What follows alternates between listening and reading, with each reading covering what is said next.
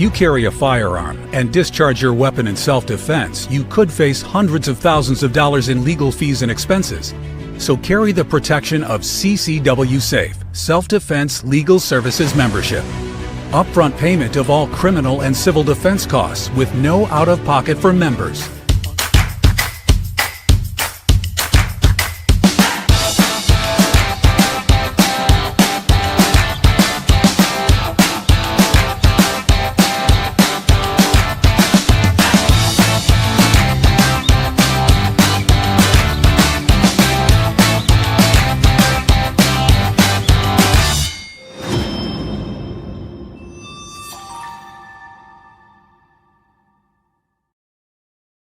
And we are back. I'm Chris Evans, the CEO of Survival Dispatch, joined tonight by my good friend Khalid Muhammad from Command 11 in Pakistan, aka Single Lot 711. Directly below him, our good friend S2, our intelligence subject matter expert, and below him, the real 007, Jeff MD, former CIA operative and author extraordinaire. I told you I'm known as 30-06. It doesn't work with the whole theme. We have this theme going, so we have to come up with something else for you, like, 00S2 or something along those lines. We're open to suggestions. Throw it in the live chat. Whatever suggestions you have to give S2 a name with more flair, shall we say. Good luck trying to beat Single Lot 711. That's the best. Single Lot 711. One of our viewers. That was a viewer suggested one, wasn't it? I wish I could take credit for it, but no, it was. That's funny as hell right there. Yeah, boy, howdy. All right, so we're gonna do our next episode in the Long War series. So post 9/11 2.0 terror attacks, focusing on drone wars in particular. So low cost drones adapted for surveillance, attacks against critical infrastructure, power grids, water treatment plants, communication hubs, network operation centers, and all of those types of areas. However, before we do that, we've got the conflicted question of the night, which S2 will bang out right now. Let her rip. Let me get to it here.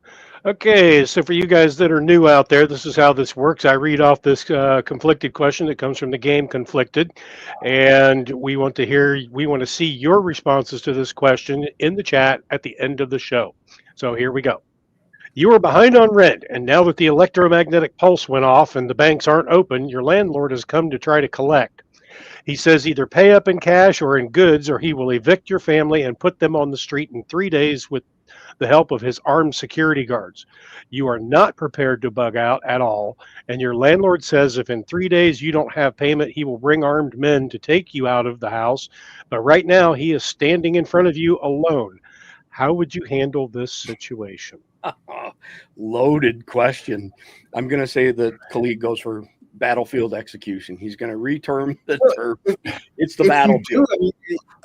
I'm not going to get into it, but I mean, if you do, you're going to have people come after you anyway. You've got to handle this tactfully. I mean, disappear him. You mean tactically? All right. So speaking of disappearing, this article here on Khalid's website, command11.com, is also on his Substack. You can find it on X, titled Retribution. And Pakistan today has launched some major attacks on Afghanistan. So, Khalid, I'm going to turn it over to you before we get into the regular sit rep to bring people up to speed on just how significant this is as far as the Middle East is concerned. Yeah, since September 2021, when the U.S. pulled out of Afghanistan, and it was just a terrible withdrawal, Afghanistan has turned Pakistan into its testing ground. I mean, we have had so many attacks inside of Pakistan that I think, as of yesterday, when the 18 Pakistan Army soldiers, including 2 officers, were martyred by an ambush of the TTP, that gave us 500 total soldiers dead since 2021. That was, I think, what the last straw was. Yesterday afternoon in the National Assembly, which is our parliament, the defense minister, Khwaja Asif, got up and he lambasted the Taliban and said, that's it. We've had enough. And we don't care if you are in Pakistan or in Afghanistan, we are going to give you the justice you deserve. Because since 2021, we've tried to negotiate with the Taliban that, deal with this. We don't want to escalate. Every couple of years, we do an airstrike inside of Afghanistan, and the terrorist rights organizations like Human Rights Organization and Amnesty would stand up and start screaming, going, "Oh, you killed innocents!" But they didn't have anything to say when the innocents were killed in Pakistan by these terrorists. So we kind of sat back and said, "Okay, let's see what they do."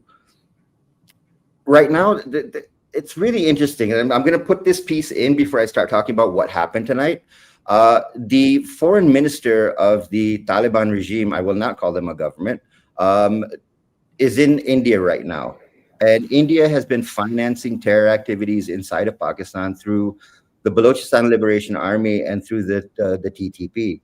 And before anyone says, "Oh, that's propaganda," there are two authors, one Indian, one Dutch, who have written books that they have documented this, that India is funding money.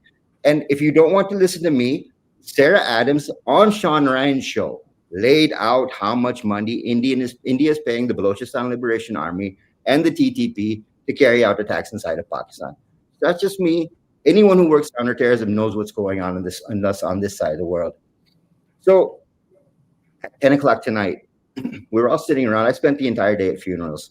18 soldiers of ours went down yesterday in an ambush. 4 of them were friends of mine. A lot of guys I had trained.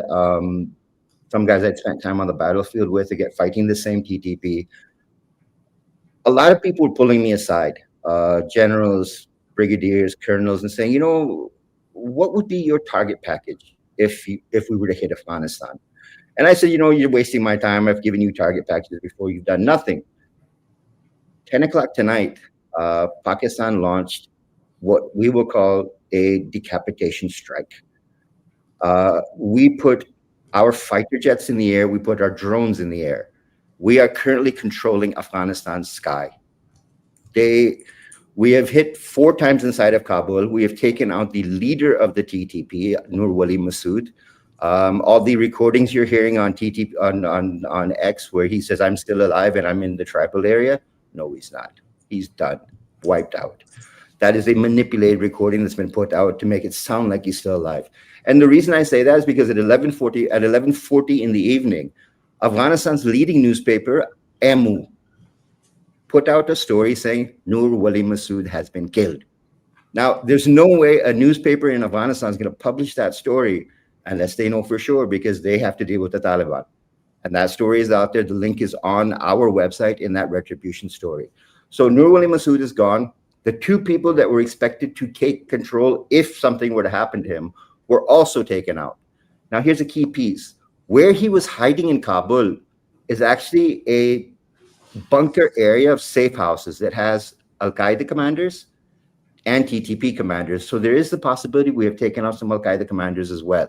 But those names have not come out public yet. So we don't know how much damage we've done in that area. Follow on, at midnight, it was the Army released details saying in Oryxay Agency, the camp that was used to attack our soldiers yesterday was obliterated. 28 fighters dead, 2 vehicles taken, drones taken, weapons taken, ammo taken, and they had started a clear and control operation in that area so they could take complete control of it, so this could not happen again.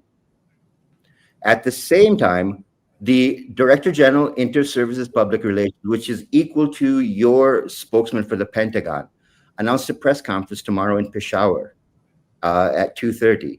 Now, the significance of that is Army headquarters is in Islamabad. And he's having the press conference in Peshawar, which means we've got to kill. We have decapitated the Taliban. So that's one thing. Now, we all thought, okay, that's it. That we did what we needed to do, and that's all. Then I started talking to friends of mine in the Army and said, do you understand what happened? I said, no. They said, we put 2 missiles in, and then we had an assault team on the ground in Kabul that we wanted to make sure that we took the leader of the TTP out. So we had an assault team that hit that safe house, And if anybody was alive, they shot them. So there was a cleaning operation done there. So we thought, okay, that's it. That's the end of the story. At midnight Pakistan time, it's now 4 a.m. It's 4:10 a.m. here in Pakistan. At midnight Pakistan time, rumors started to come around that in Jalalabad, there was sounds of explosions. And in Peshawar, in the Hayatabad area, which is a very posh area of Peshawar, there were explosions there as well. And I know Peshawar very well. The areas they explained to me where the explosions happened, those are TTP safe houses. At the same time, about an hour later, we heard that Pakistan Air Force and Pakistan drones have complete control over over the Afghanistan airspace. And we are targeting 4 cities in Afghanistan that serve as TTP hubs, whether training or supply. And that was kind of taken, okay, that's possible, it may be happening. At 2 o'clock in the morning, we heard that the core supply line for weapons, fighters in Paktika, Afghanistan, was blown up by the Pakistan Air Force. Taken out, game over, that was done. That entire route is completely compromised now. They cannot move through it. At 3 o'clock in the morning, and we're still waiting because the airspace over Peshawar has been shut down, which means Pakistan is not done yet. At 3 o'clock in the morning, we got reports that Coast is under fire right now. Now, what is the importance of Coast? Coast is the key safe haven for the TTP. It's where their core training and their supply and their storage warehouses are based. Number 2, it's the home of Sirajuddin Haqqani and the Haqqani network. So when we look at this and we hear that Pakistan has closed airspace, it means we're not done yet. We're going to keep going until probably dawn or maybe afterwards. We have never hit Kabul. In all of the years since Pakistan has existed, 74, 75, 76 years, we have never attacked Kabul, even when we were dealing with a hostile government inside of Afghanistan. We have never attacked Kabul. For us to attack Kabul like this, that meant we got a green light from somebody else.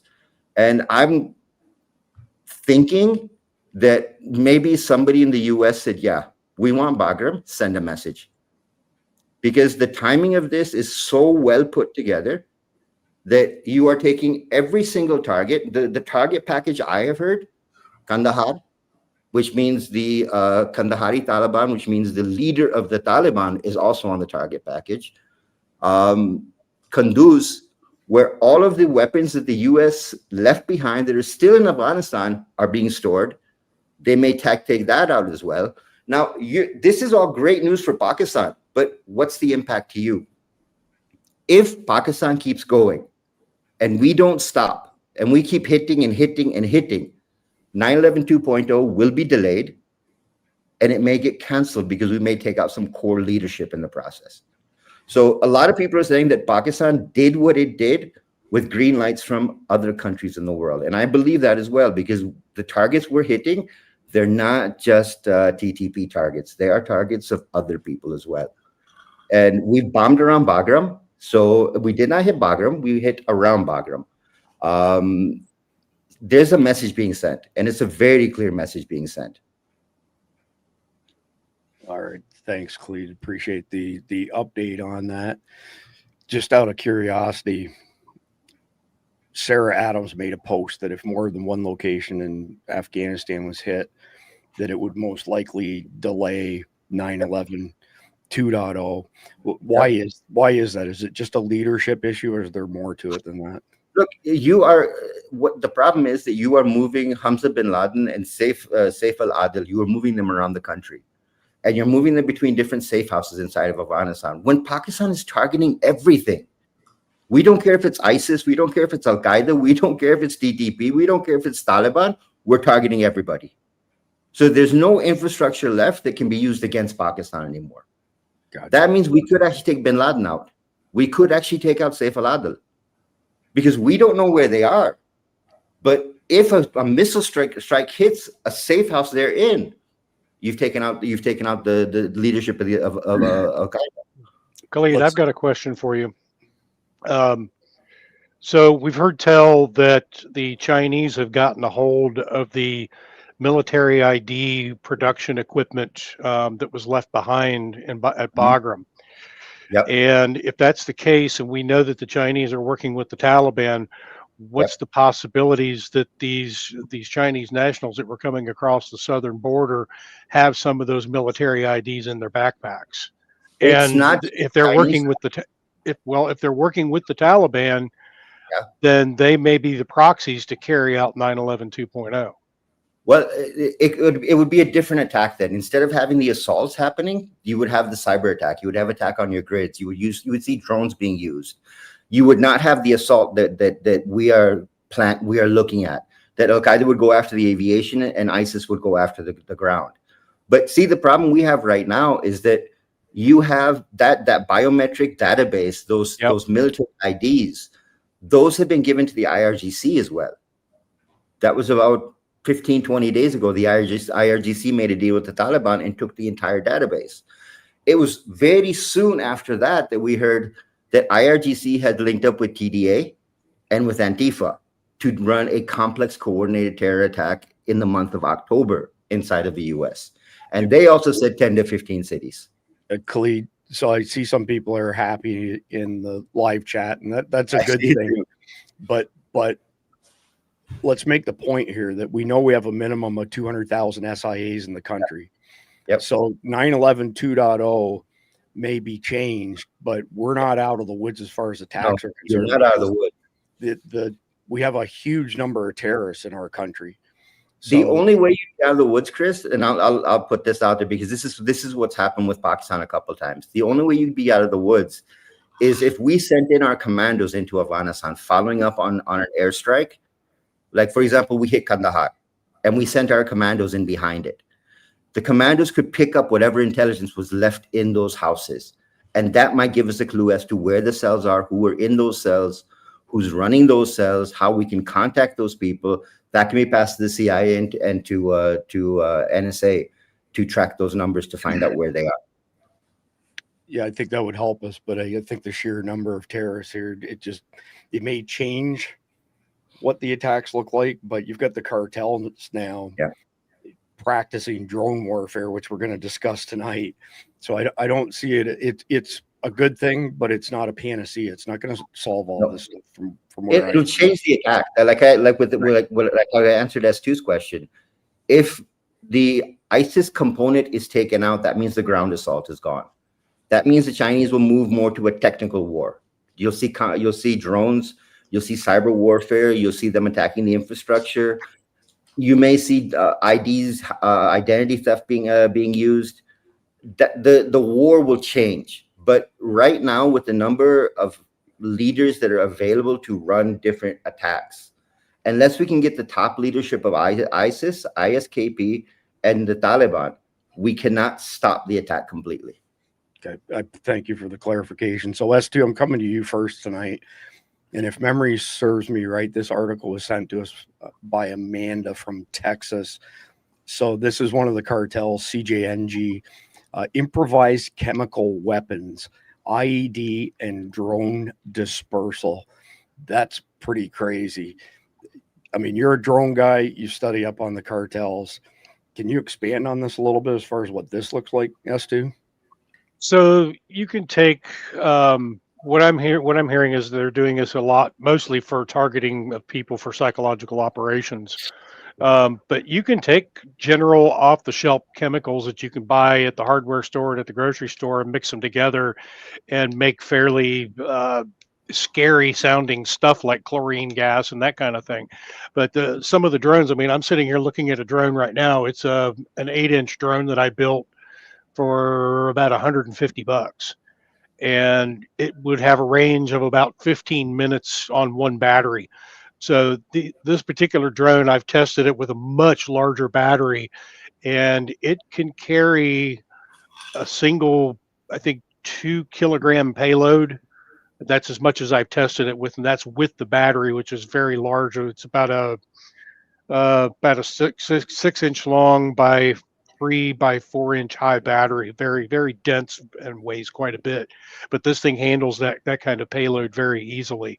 So they could very easily build drones with a drop and release package on it that could drop this in somewhere. If they, the problem with what they're doing with this is that unless they're dropping this in enclosed spaces, the chemicals they're using, and Jeff MD would know more about this than me, the chemicals they would be using would be ineffective in open air spaces because it would just disperse. So, well, that's about. Sorry, go ahead, Stu.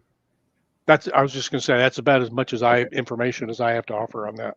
Yeah, let's pivot to Jeff, and Jeff, weigh in on the dispersion of chemical weapons. Yeah, with any chemical weapon, we always used to say dilution is the solution, be it water, air, or anything else. You've got to look at a lot of the chemicals that you could just make, like S2, pointed out. You can. It's very simple. They're not complex. I mean, this is 110-year-old technology. But at that point, they're irritants. To get a lethal dose, you've got to have a level of concentration that you're simply not going to get with a drone. In World War I, when they first used chlorine, they literally opened canisters or bottles of it and let the prevailing winds take it. And the reason it worked in World War I is it's heavier than air, so it sank and it filled the trenches where the soldiers were. If someone releases chlorine gas at you now, your defense is to stand up because it sinks. So, yeah, it would be more psychological impact. It would be an irritant. You would really have to be in an enclosed space. If you look at like Bhopal, where there's an industrial accident that killed thousands in India, that chemical was, there were probably, I think hundreds of tons of that chemical were released, and it was heavier than air. And so it just basically creeped into the city, and it did it at night when no one was awake, and basically people died in their beds. Oh, wow. But if you're flying over in a drone and you set off, you drop a package that explodes, the instinct of people is to run away from explosions, and that would negate any real effect of the chemical weapon itself, unless it's a persistent nerve agent, which are not that easy to make. So, Jeff, just bringing this up, this is from the same article. Those are their, I guess you would call them, their bombs, drone bombs that the cartel has. Okay. So you just explained the tail fins are so that it's got some stability when they're dropping, but those look like blood, vials. Yeah, I don't know what the hell that is, unless it's, they've got, if you're growing up anthrax or something, even then that's not going to do much, because if it explodes, you'll basically kill most of your anthrax. And anthrax is tricky in that the part that kills you from inhalation, it's got to be sporated. And that's not easy to do. That's where the Anchenricchio screwed up. They grew up 5,000 liters of anthrax, but it didn't form spores. So when they pumped it into the city, it killed no one. It killed a couple of dogs and a cat, and that was about it. Oh, wow. So before we move on to the next piece, Jeff, just because you live in a border state, I'm assuming that the threat is greater for border cities to be attacked by Mexican cartels with drones. I mean, Doc Pete has reported to us multiple times where they've spotted them coming across the border when Biden was in office, would make a note of the coordinates, communicate that to Texas DPS, but they were basically replacing the coyotes, right? People would follow the drone. Then the drone would turn around, hightail it back into Mexico. And then towards the end, Doc Pete was mentioning that they would start dropping payloads like drugs for people to pick up. Is the primary threat right now in border states, or is this something that we have to worry about cartels deep in the heartland? Well, yeah, because drones from Mexico, because there's a range limitation on drones. They're electric for the most part, and if the more payloads you carry, the shorter your range, and so they would hit cities or towns and communities within so many miles of the border. You're not going to send a drone, from Nuevo Laredo into San Antonio. It's an hour and a half.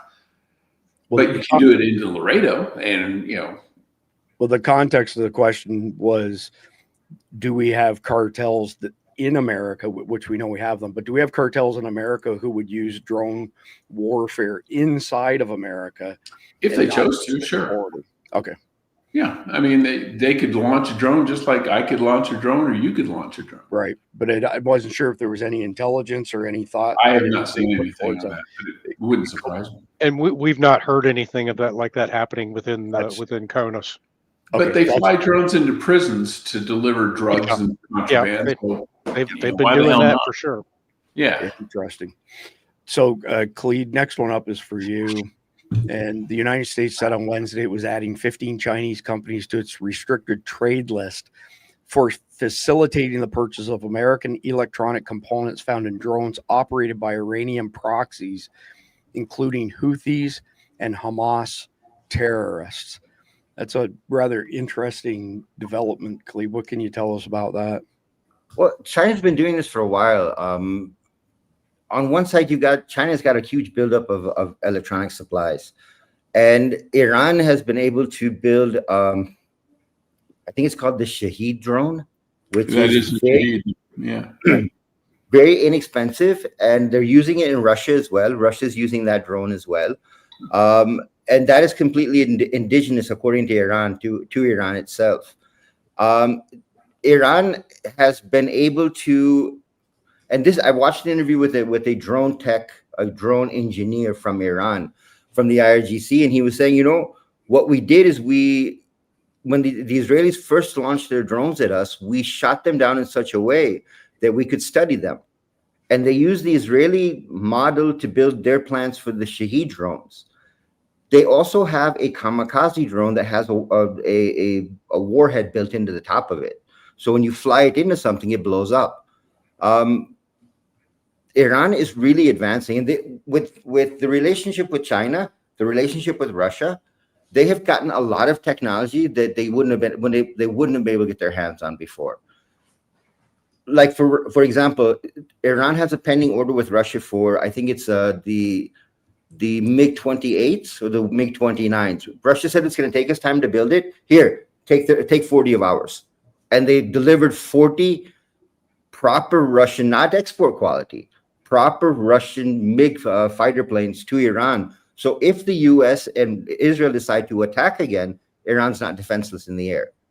So there's a lot of relation going on. And again, it goes back to the point that all of your enemies are not coordinating with each other. So you've got Iran, Russia, the Taliban, China, the cartels, Venezuela, Cuba, everybody's working together, and everyone's throwing everything into that mixing pot saying, okay, what can you make with it?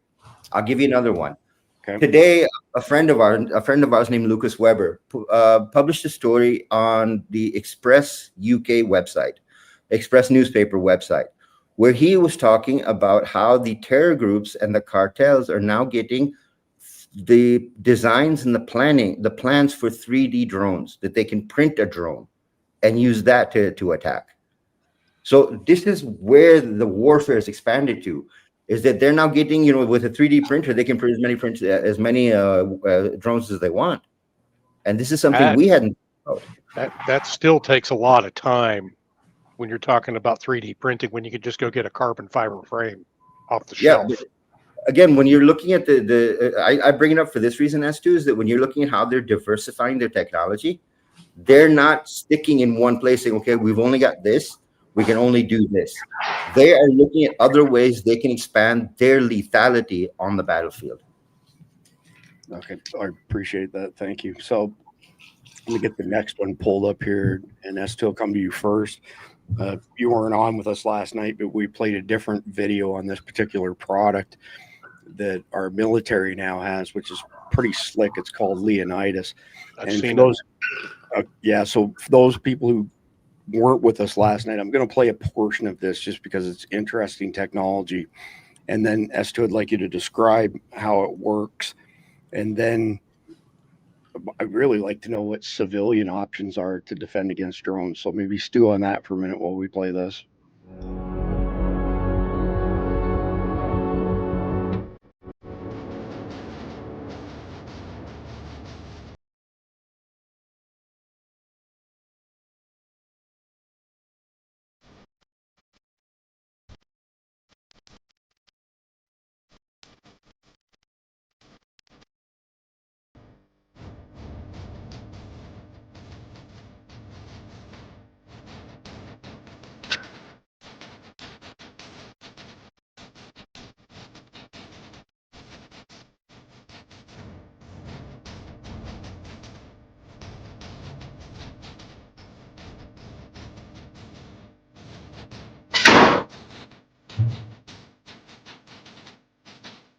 So I'm going to go ahead and stop it there, S2, because as you can see, it's a microwave Yeah. directed energy weapon. But explain that to the layman exactly what it's doing, how it works. So they take a pulse beam of microwave and they direct it at a they can determine how wide that beam is, whether depending upon the size of a drone swarm that may be coming in, and it just basically blankets the entire area with a microwave beam that fries the electronics on board of drones. And there's no way to shield against it because what the microwaves do is they heat up the internals of the electronics and just blow them out from the inside. Okay, so I Yeah, appreciate. I reported on Leonidas about 2 years ago. Yeah, we've had it on a couple times as well. But so obviously it's expensive technology and it's at a very nascent stage as far as our military is concerned. What's the average homeowner have at their disposal if they're being, say, pursued by drones or being attacked like we've seen out of Ukraine and Russia by the small FPV drones? Is there anything they can do? And just quickly, let me say, we bought the Skynet shotgun rounds. It was $80 plus shipping for 5 of them. You know, blasts out a piece of lead that's cut into 6 pieces. Each of the pieces is connected to a net, essentially, and the idea is that it drapes over the drone. They're garbage. They're absolute garbage. They didn't work worth a dang. So I'd say right now at a very low tech level, I'd say probably a 12 gauge shotgun with #2 shot. what happens though when they're a greater distance away to have any effect on it? Well, that's the problem. You know, Okay. what we have access to versus what militaries have access to, or even police have access to.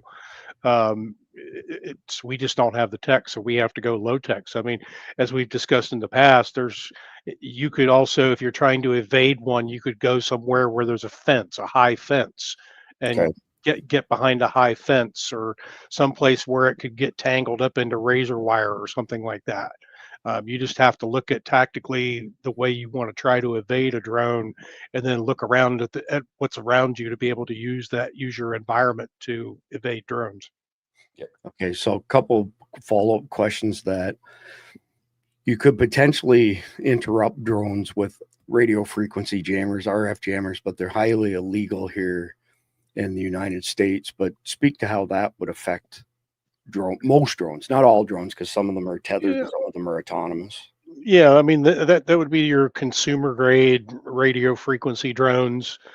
You could do it that way, or you could even hijack the frequency and steal the drone. This is neither one of these things are very easy to accomplish. Um, we've heard tell of hijacking drones, and that it's been done before, but and I don't think for the standard consumer grade drones, which is what we're talking about, I think terrorists would probably use for their purposes because they're cheap and they can get a lot of them out on the air really quick. I don't think they're going to go for the tethered drone because that's more military tech. Right. Um, so again, uh, what we have to protect ourselves with is what we have is our environment and low tech, no tech versions. So I am not an attorney. I'm not giving anybody legal advice, but it's very easy to build an RF jammer and or to just buy one. The Chinese ship them en masse into our country on a regular basis. But I got another question for you as to something I was just made aware of by one of our followers, in that apparently it's not that difficult to create a GPS spoofer so that the drone thinks it's somewhere else as opposed to where it really is. Do you have any insight, or does anybody have any insight on that? Because that's new knowledge for me. Yeah, actually, I do. I've actually got one of the little GPS units sitting on the shelf here. No That shit. you, That's cool. yeah, that you could do that with. Basically just a little. It's a chip-based device that I have, but it's kind of like spoofing an IP address on the network. You're basically sending out a signal for the drone to catch, because a lot of them do have GPS on them. Now, not every single um, electronic board pack that you buy has GPS on it. And unless you're specifically doing that for what they call return to home functions, which I would assume most of these drones don't want to return to home, Right. they're not going to have them, so that wouldn't be effective if they don't have them. All right. And last question. So there's a component of Wi-Fi that's not included on any Apple phones, but it is on some Android phones. I'll just show this Android app here. So this particular app, it's just called Scanner. You can get it in the Google Play Store. You can get this for the iPhones as well. And it looks for drones in the sky by both Bluetooth and Wi-Fi. But the Wi-Fi chipset is not common. And Apple blocks you from using Wi-Fi, by the way, to find drones. Are you familiar with these drone identifying apps by any chance? Because I don't have any phones that have that particular Wi-Fi chipset, and I've gone outside in Bluetooth mode, which doesn't have tremendous distance, and I haven't found anything. So the only way those work is if the drones have transponders on them. There was a law that was passed here in the United States that said you couldn't fly your drone above 400 feet unless you had a license to do it and you had a transponder attached to it. Terrorists are not going to use transponders. Right. Yeah, that makes perfect sense. Yeah, so I appreciate that. Thank you, S2. All right, so we're ready to jump into the main topic. I've got one quick comment on the drone thing. When we were doing Surviving Man a couple weeks back, they actually tested some anti-drone shotgun shells from 12 gauges. They worked like a charm. They weren't nets. They were big chunks of lead, but they held a pattern longer. And they had 4, 5, 6 sacrificial drones, blasted every one of them out of the sky on the first shot. What kind of distance? 30 yards, 40 yards. Yeah. That's what I was saying. If you had number 2 shot and a tight choke, that would do it. Yeah. But these shotgun shells were basically made the choke work longer because most of them, they spread out too fast to do much good. But this really, and they've got good video of it getting blasted out of the sky, being shot by another drone. I say the number 2 shot for a specific reason, because back in Vietnam, they had a little special attachment that went onto the end of a shotgun. It wasn't necessarily a choke, but they call it a gator attachment that basically made the shot spread out in a flat pattern. And it would literally cut a man in half. Crazy. Just to play devil's advocate, 30 yards, 100 feet. That's not very high for a drone. I mean, I fly my drones much higher than that on a freeway. Well, yeah, but if they're coming after you, if they're kinetic, they've got to get close enough to kill you. Yeah, they do. True. If they have bombs, but I know a guy in Georgia who builds drones that are loaded up with a special 22 caliber projectile that he makes in his own shop, and it carries 8,000 rounds. This is a DJI drone that's got about a 4-foot wingspan on it. Yeah. Well, these were small, Yeah, I know what you're talking about. Kind of consumer drones, but still, it's very, very early on as far as this stuff is concerned. So anyway, let's jump in right now and let's look at setting the stage for tonight's conversation. So depending on what happens, of course, in Pakistan, Afghanistan, and Khalid will keep us up to date on that, whether or not 9/11 2.0 happens or not, we're a first world country with a third world power grid. So it could be a case of a weather anomaly. Hurricane takes out sections of the grid, happens here all the time. First world country, third world power grid, or attacks. So we average about 24 attacks per year, kinetic attacks, physical attacks. One of them wasn't too far from S2's previous location a couple of years ago at Christmas time. And the thing is that the transformer buckets are typically 1/8 of an inch mild steel. Does not take much of a bullet to go through it. When you shoot through them, they have an oil in them for cooling. Once it drains out, they overheat and poof, gone just like that. So we have 55,000 substations in the country, just to set the stage for tonight's conversation. We have 3 grids that are occasionally connected. So we've got East, West, and Texas. Each of those grids has 3 substations that are choke points. So if you take out 9 substations in America, you knock out power to 95% of the people. The only people, barring those who are off grid and have their own power, are the ones who are between the power generation company and the first substation. So it's been our Achilles heel for a long, long time, for over 30 years now. Almost every single congressional session, somebody has sponsored a bill to say, hey, we need to harden our electrical grid. The latest one was estimated that it would be $5 billion to secure the grid. So it's probably more like 20 billion, but we can give hundreds of billions to other countries, and yet we don't secure our own infrastructure. So it's most certainly an Achilles heel.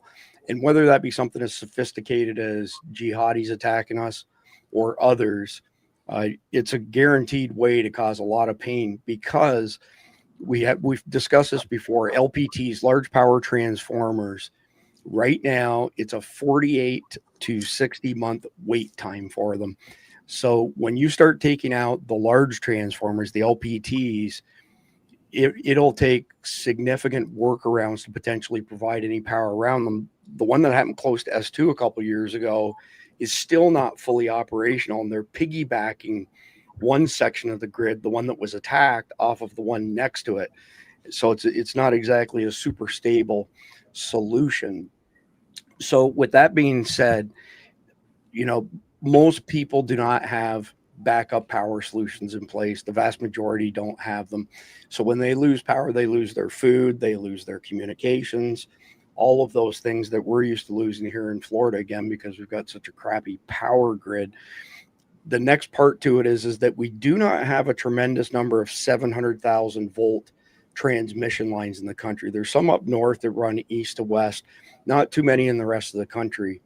But from a cyber attack perspective, and I'm going to pick your brain on this one, S2, before I go to Khalid, it doesn't take a whole lot for a sophisticated hacker to override control systems and say, hey, that transmission line there, send 700,000 kV down, even though it's only rated for 200 kV. And it literally sets the lines on fire, burns them from one end to the other. S2, I know what the number is, but I want you to share and speak a little bit to it. What portion of our power grid has been compromised by bad actors, whether they be state actors or terrorists or both? What portion of it has been? Yes. All of it. Right. So why are we doing nothing about it? If I had an answer to that question, I would be a billionaire. It's so hard.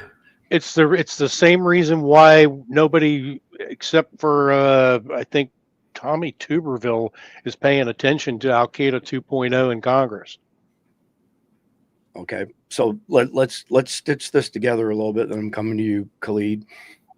So Jeff has spoken with regards to this before, where you could take a drone and drop some filaments, strands of filaments over top of a substation, and it would short everything out, and it would cause virtually instantaneous failure by shorting everything out.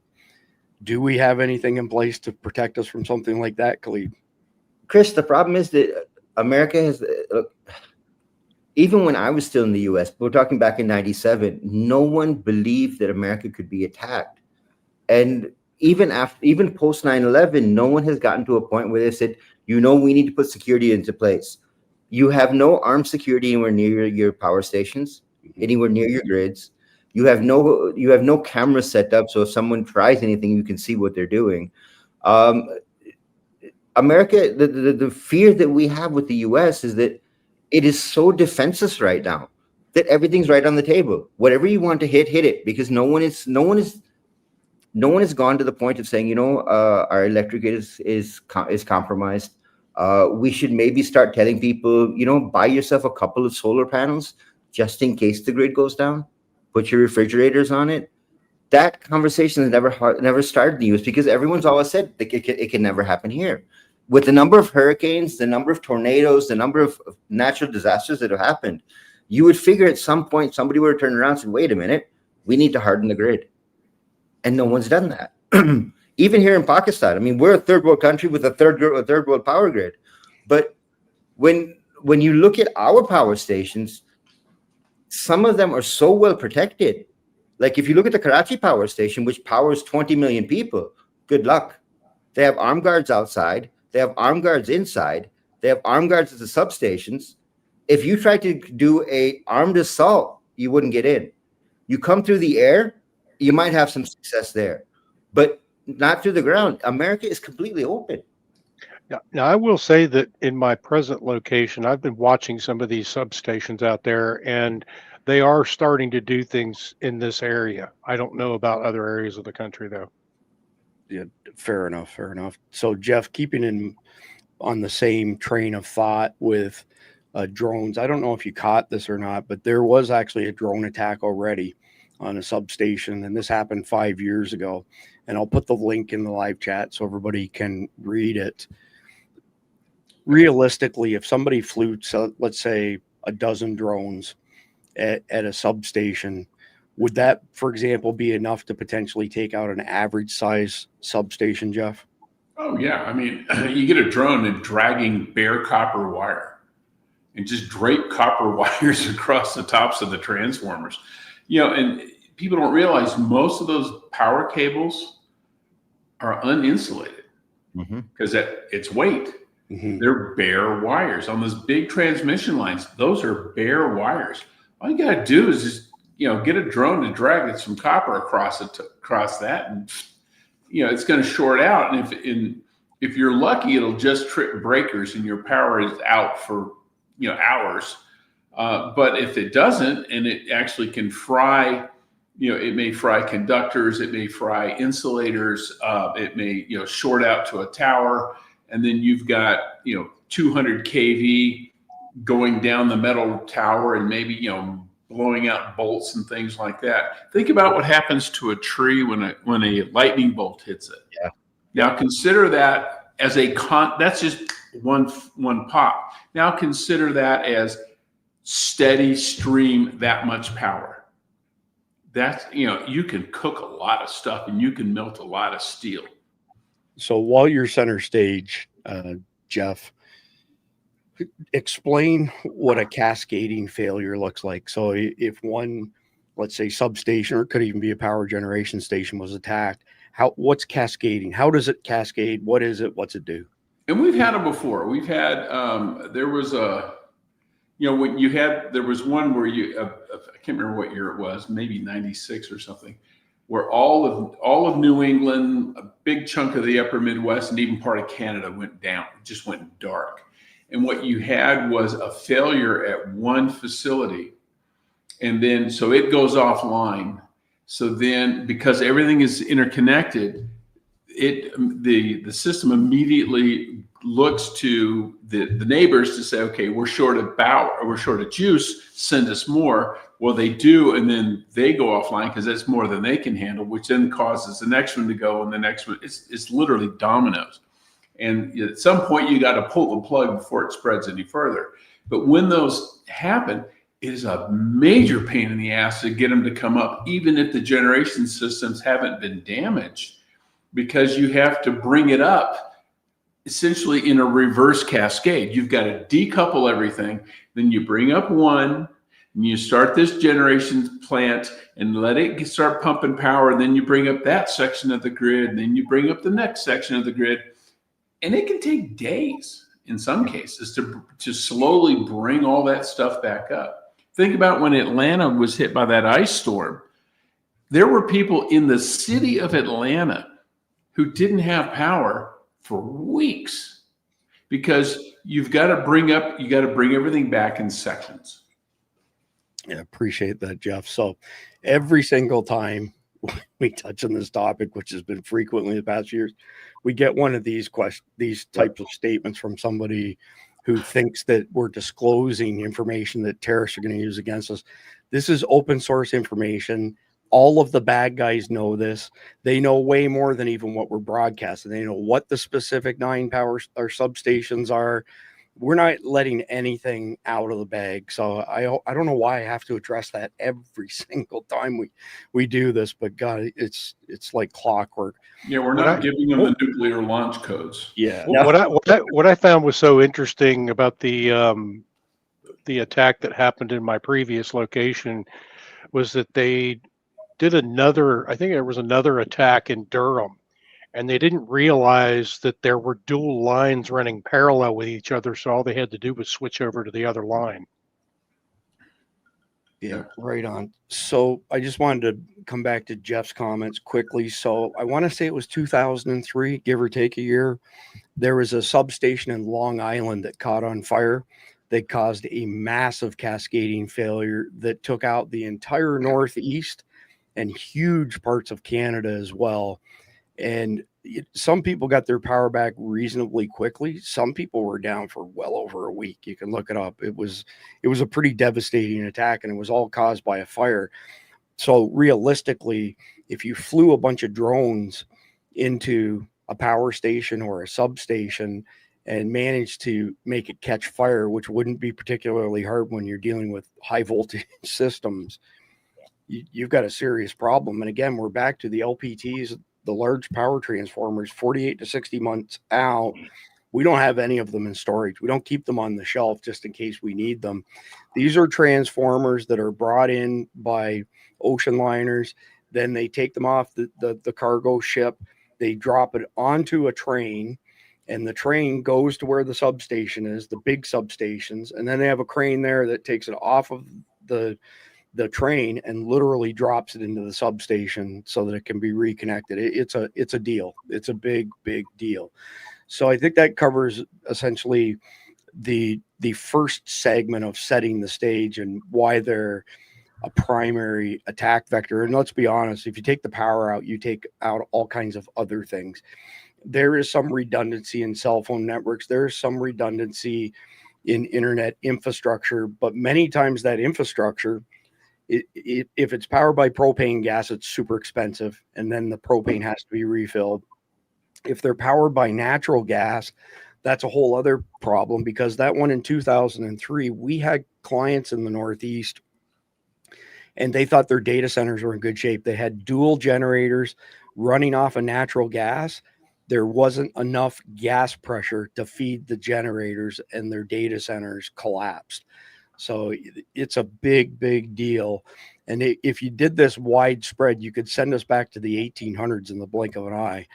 And it would be a gargantuan task for us to try and recover the country. So moving to the next one, and it's kind of related, attack vectors and drone adaptations targeting substations. So these drones, they could have explosives, incendiary devices, cable droppers, like Jeff mentioned. They could even have electromagnetic stuff. So think Marks generators, which if you watch our video on EMP Shield, you'll see that we built a 400,000 volt Marks generator. And then we built an 800,000 volt Marks generator. And Steve, who's a master electrician, was standing 25 feet away from the Marks generator outdoors on a tractor tire with a fiberglass rod, and flicked the switch on the Marks generator to simulate an EMP pulse, and electrocuted himself. So, I mean, this stuff is no joke at all. The first time when we did it 400,000 volts, when we took the EMP shield off, it coupled onto the power in his home, went through the wall, traveled down to the other side of his house, up a story, and smoked all of his appliances in his kitchen. So this stuff is definitely no joke. But a Marks generator is not that big of a deal to build. What it does is you have a transformer, let's say, produces 20,000 volts. You have 20 capacitors that are 20,000 volts each. You charge them all to 20,000 volts. They all go off at the same time. So if you had 20 times 20, obviously it'd be 400 volts. Again, and it's not that difficult to build.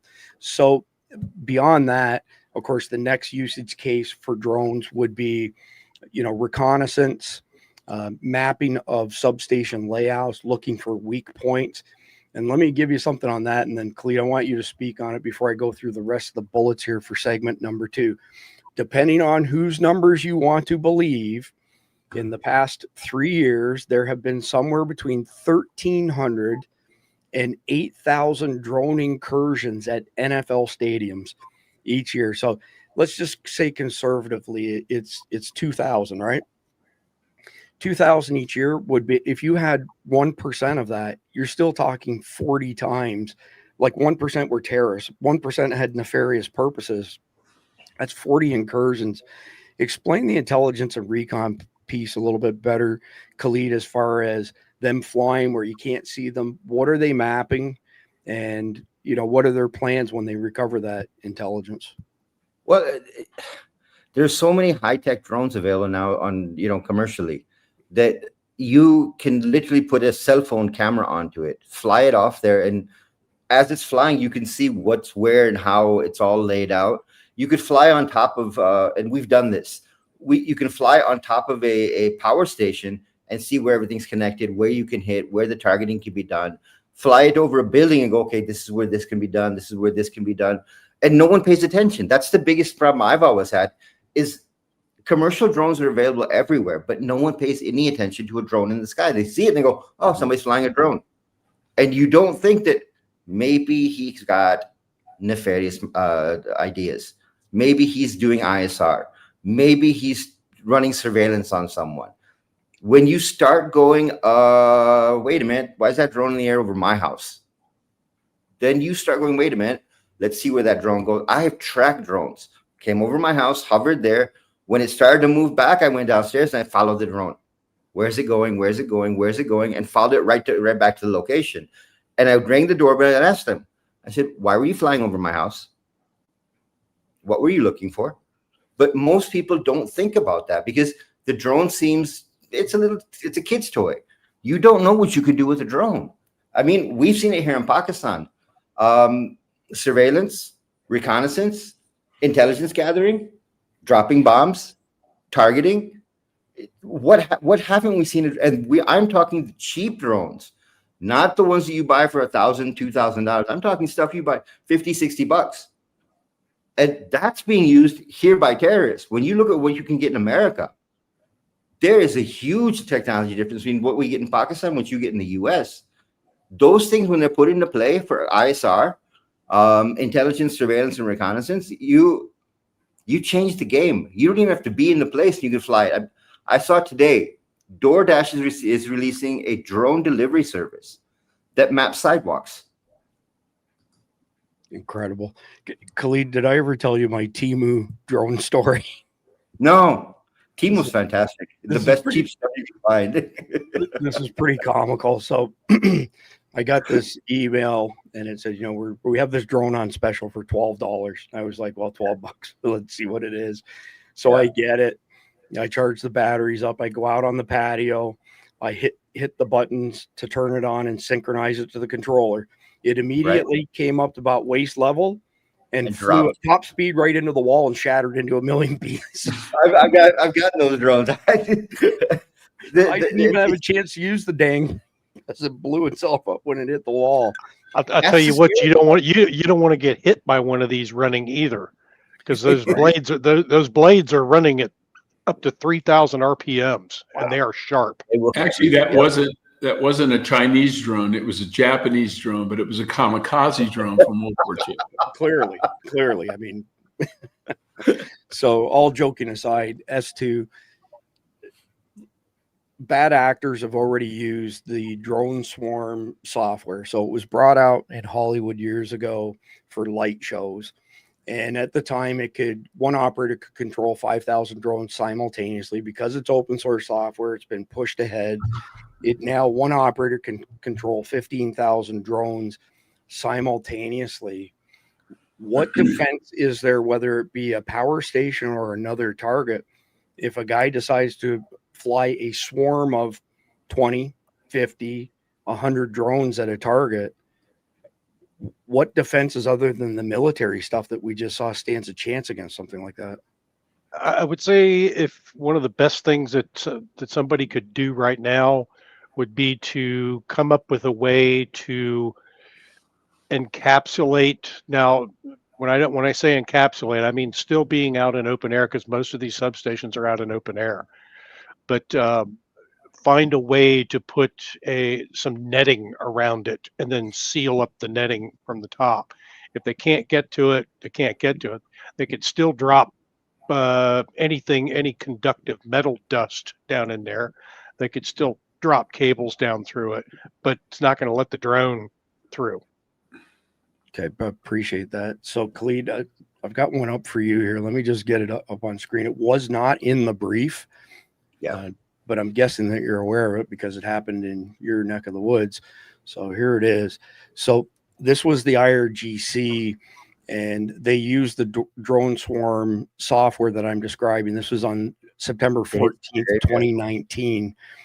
So the IRGC, one operator flew 20 drones into Saudi Arabia, hit their largest oil production facility, and in the blink of an eye, 5% of the world's oil production, poof, gone, just like that. That's the first significant attack that I'm aware of, Clede, that was launched on infrastructure. But we've come a long way since then. Oh, wait. You need to look at what the Houthis are doing to the Saudis. When the war first started between Saudi, because when the war first started with the Houthis, it was the Saudis and the UAE that combined to fight the Houthis. If you look at the way the Houthis use drones against infrastructure, specifically oil refineries, power grids, hospitals, it got to a point where you didn't know where they were going to hit you. And what did Saudi Arabia do? Saudi Arabia had the CIA doing targeting for them. And the CIA was pointing out, okay, this is where one camp is, this is where another camp is, this is where the drone was launched from. Initially, they were hitting those targets. And when the Houthis started hitting infrastructure and schools and hospitals and oil refineries, the Saudis opened up their target package and said, okay, if they're going to hit ours, we're going to hit theirs. It got to the point where the CIA said, okay, if you're going to go after civilian targets, we're not going to help you anymore.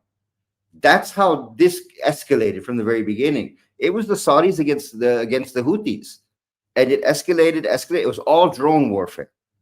The Saudis were using their fighter planes. The Houthis were using drones, and all the drones came from Iran. So, like we were talking last night, how the Ukraine is a test bed right now for global technology and drones. That was what Yemen was in the beginning. Iran was testing their drones. What can we do? What do we need to improve? How do we get the targeting right? And then they launched the attack from Iran on the Saudis. That now we've got the distance, now we've got the GPS right. Now we can hit. When Iran used the drones against the Israelis, that's when Russia kicked in and went, wait a minute, if we do this, and this drone becomes more deadly. And the Russians started using it on the battlefield against Ukraine. Appreciate that, Cleve. And somebody mentioned Angel's Fall. We played that last night, by the way, Manly. We played the scene where they were out on the water and the drone swarm attacked the fictional president. We had Mike Glover on with us, who has a lot of experience in this, being a former Green Beret and CIA GRS asset. And that film, well over 10 years old now. And he said, yeah, our technology is way beyond what you saw in that particular one. So before we move into segment number 3, I want to show a couple things just to enlighten our audience on this is a real thing. Everything we're discussing isn't theoretical. It's like somebody might try to do this. No, not at all. So this one here, protecting critical infrastructure from weaponized drones. In November 2024, the Federal Bureau of Investigation thwarted an attack on a Nashville power grid by a man attempting to use an explosive-laden drone. So there's another article on it here.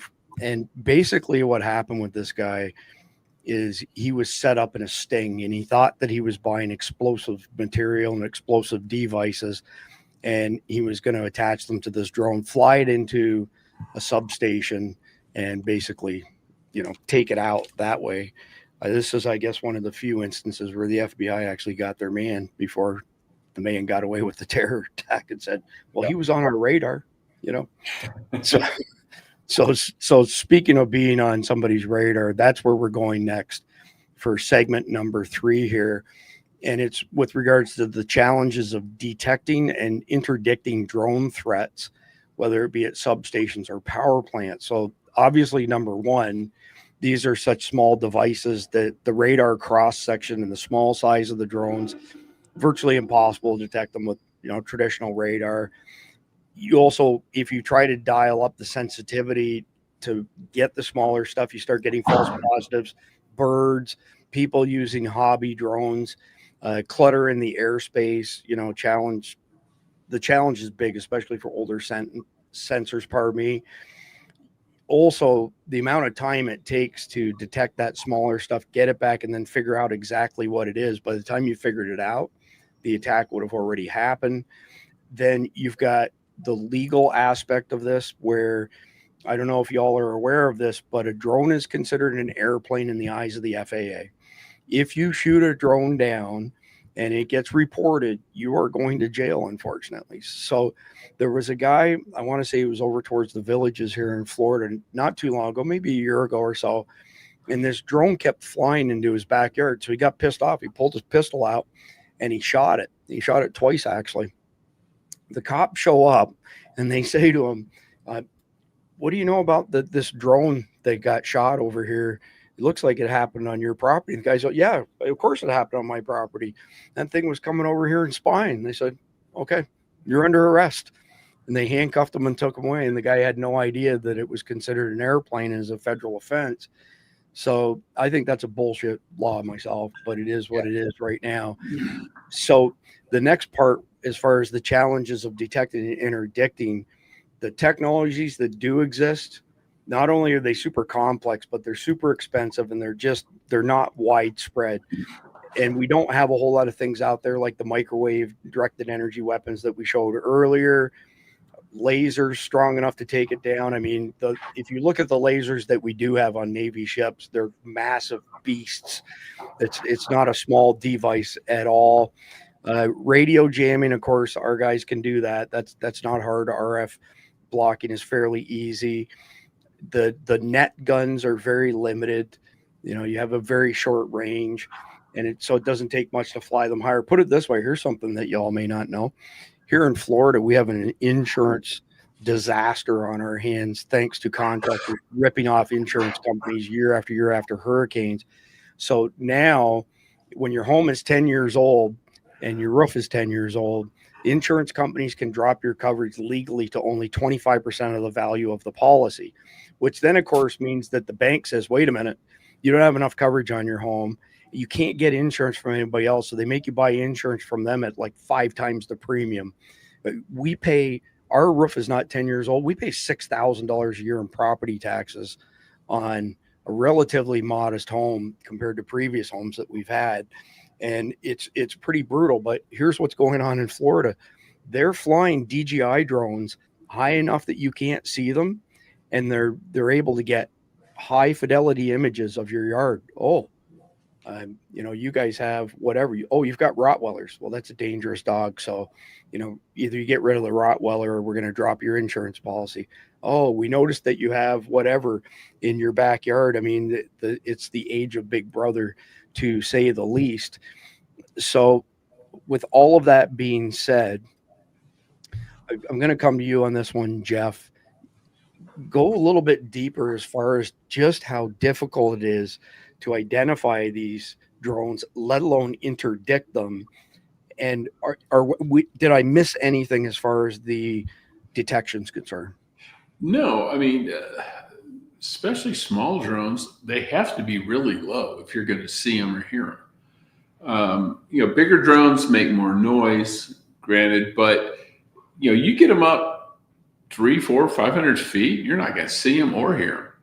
And you do it, and if you're in an area like Florida where you've got a lot of moisture in the air, it's hazier, or you got places where you got more dust and things like that, your visibility goes way down on top of that.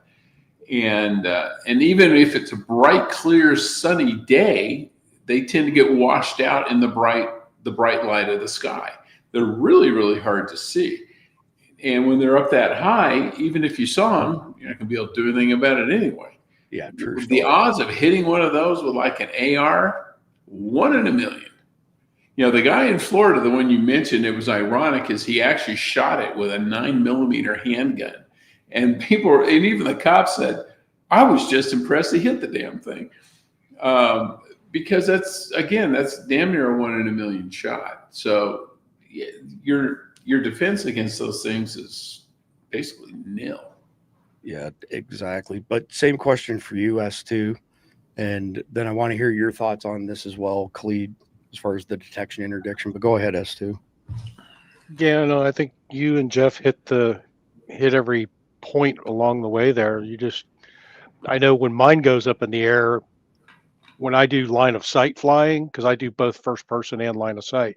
When I do line of sight, I actually have to put a marker on somewhere on my drone so I know which way is up with that thing.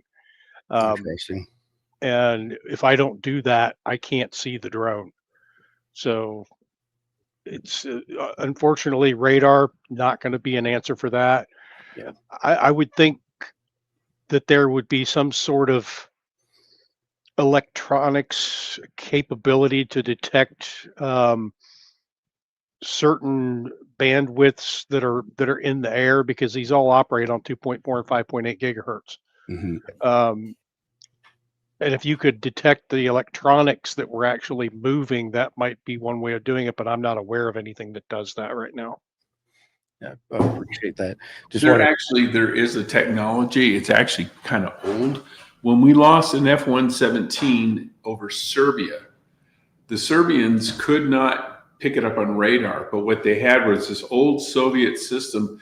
When actuators close and open and motors run, a lot of times they put off little electromagnetic clicks. You close a switch, there's a click. And what this system did is detected those clicks. Couldn't tell where they were necessarily, but when our F-117s were flying over every night, they knew they were going in, we were bombing Belgrade, but then they'd come back. Well, they could pick up these clicks, and what they did is they had missiles and stuff pointed up, and when the clicks basically were overhead, they launched. And they launched a bunch of them, and they hit it, and they knocked it down.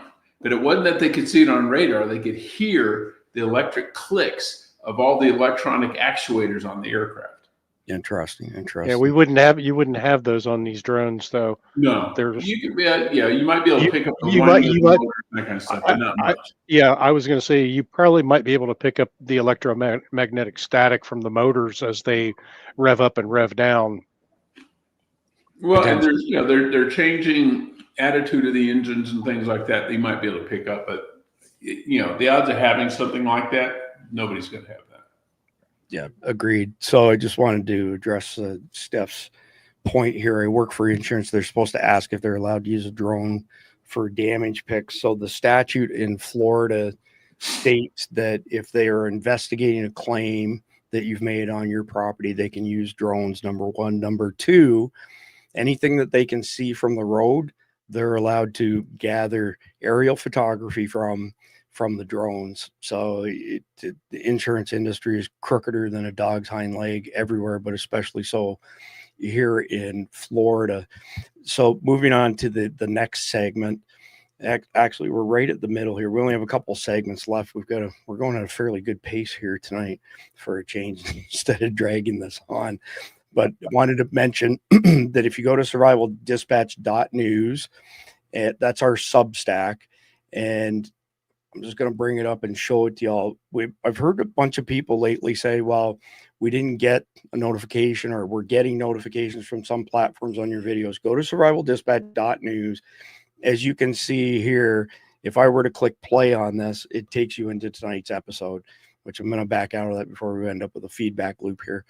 When we're not broadcasting live, though, the top story is always the situation report, or it's a learning video that JJ Morris has done or that I've done on a particular topic. If you haven't seen our situation reports, this is all free. So the situation report is typically done by midday, and it's all pertaining to the podcast of that same night. You can see there's a fair chunk of information here. Some people would prefer to read stuff as opposed to watching a video, because they can do it faster, and that's fine, no matter one way or another, as long as they get the information. We've done our job. So also want to mention that if you sign up for free, you'll get our weekly watch guides. You'll get early access to JJ Morris's instructional videos. Doesn't cost a penny. If you decide that you want to sign up for $7.99 a month or $74.99 a year, which gets you 2.5 months for free, you get a couple things on Signal, okay?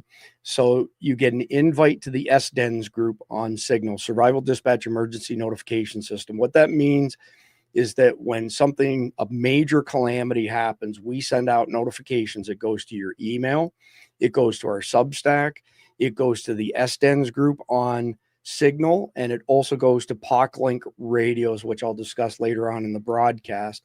The other thing that you get on Signals, you get an invite to our Guardian's private chat.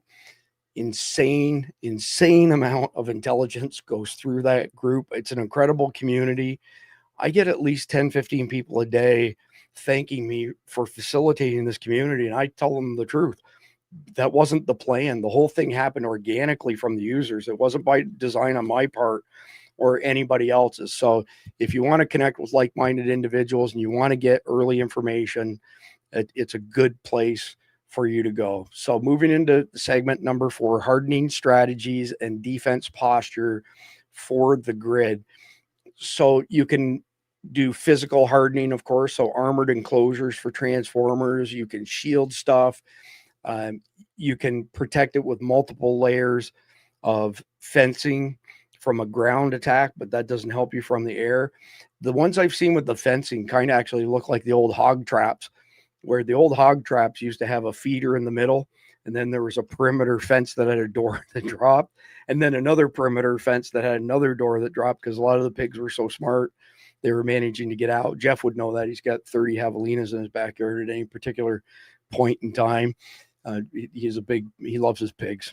So anyway, that aside, other things that can be done that we're not doing a good job of is we have the ability to lock down networks. We have the technology to lock down networks. For crying out loud, we invented the interwebs. We've got some of the smartest programmers in the world, but we also have a lot of people who just, in the tech field, I hate to say it, but they want to be the Maytag repairman, and unless it's on fire, they won't put any effort into it whatsoever. And I'm going to have S2 speak to that in just a second.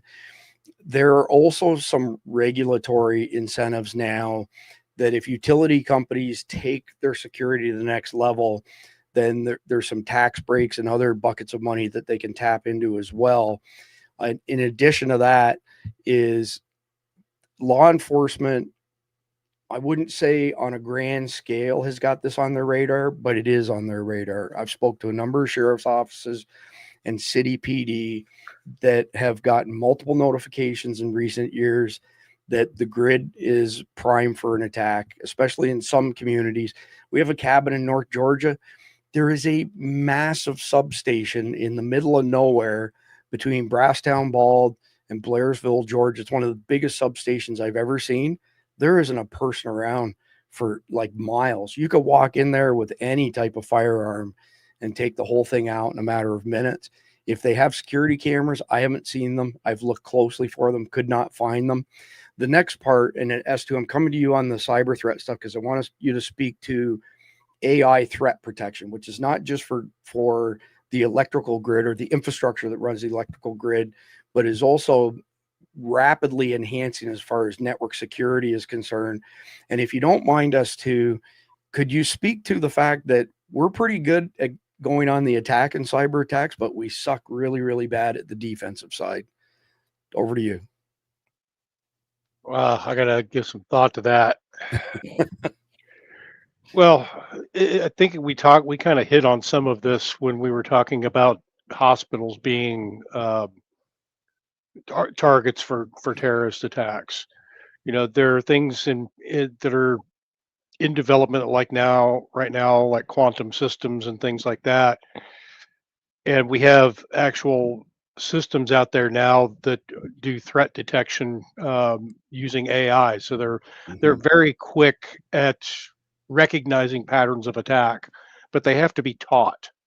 And that's the big problem is as technologies evolve, especially with AI has to be taught this stuff. And if you don't see this attack coming or you don't know what it is, you can't teach your AI agents how to respond to it.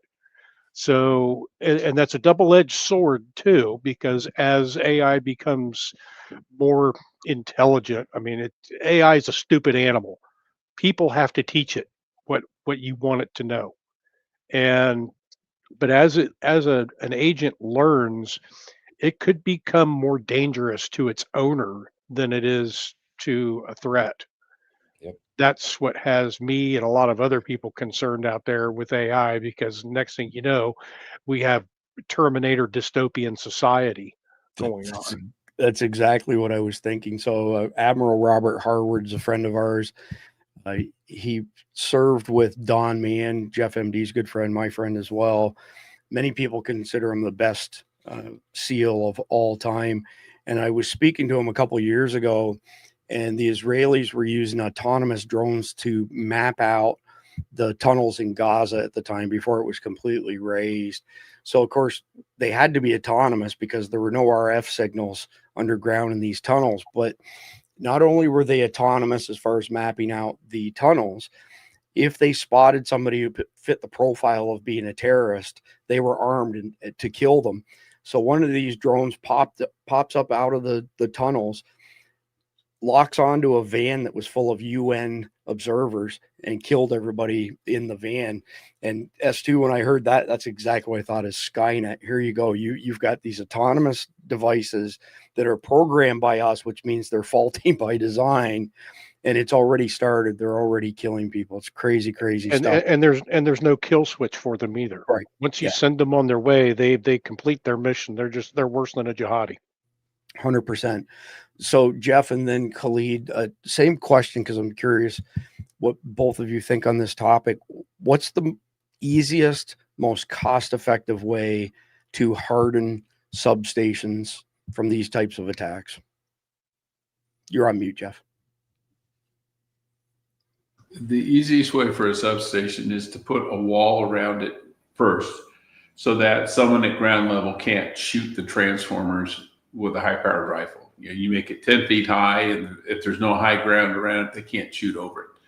Then you need a netting material over it, plastic, nylon, something non-conductive. So if it falls down on the transformers, it's not going to short anything out. But do that above it, another 10 feet above it, to keep drones from flying into it. It's not going to keep a drone from shooting something, but putting a high-powered rifle on a drone is a lot harder than just flying a drone into something. And if the netting is fine enough or close enough, even if they try and drag a copper wire across it, it's going to get caught up in the drones. It doesn't contact the actual material, the transformers themselves. That would be the easiest one, and then you would have to also have surveillance systems that if someone were trying to attack it, you could immediately notify the police and get them out there before they get through the defensive systems. So it would have to be a physical barrier of some sort. Just run with this for a second. I want to hear your thoughts. If there was a substation that didn't have homes, businesses in close proximity, would it be possible to use RF jammers to block drones from getting too close and make them fall out of the sky, or is that not likely?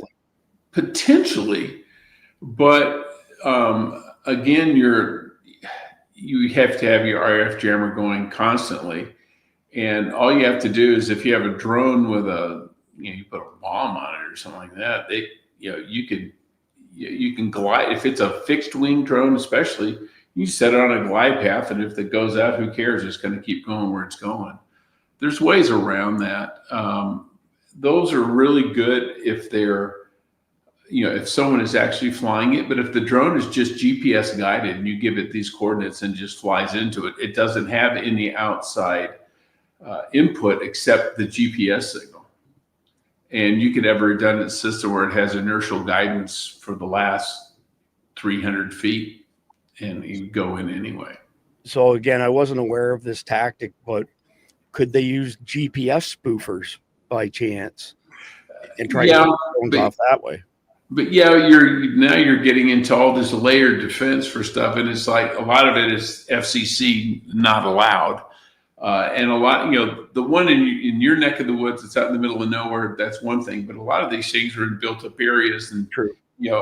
People have, they live within a certain distance of it, and they're going to say, wait a minute, why is my television not working? Why is my cell phone not working? Right. They're not going to be too happy about you turning off all their electronics. Yeah, agreed. So Khalid, same question with an additional question. Number one, your thoughts on target hardening substations. And then the next thing, is there any cutting edge technology that's not quite ready to deploy but looks promising for protecting grids? Well, when it comes to hardening, I think Jeff covered all of it when it comes to hardening. But we've been looking at this one tech that's come out. It's a little box like this, about this big. It's made by a company in the US called Andalus. They also make a gun. It's about this big of a gun that shoots an electric shot out in a scope. EMP. It's an EMP. Yeah, and it takes down any drone that's in that range. We've been looking at that for Pakistan because the military's been looking for something that they could use to fight off drones, and you just point and shoot. And if you've got that box, as soon as you turn it on, it is a full 360 range. Okay. There's a small one you get, and there's a truck-based one you can get. But that's a great way to protect your grid, because if you put that thing around your grid, any drone that comes in the area will drop automatically. The question I have for everybody, and this happened in Germany today, the federal government in Germany today gave the local police, the authority to buy military tech to shoot down drones. And this was because a couple of days ago, they had drones flying over Munich.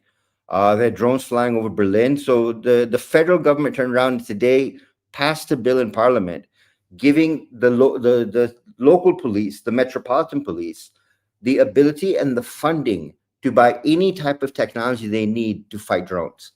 Has something like that been done in the US? Because the Germans have done it now.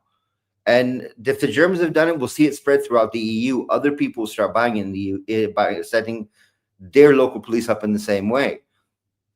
Is that possible in the US, that you can authorize your police to do that? Jeff or S2, have either one of you got insight on that? On that for Germany? No, as far as can you do it in the US? Using it here, yeah.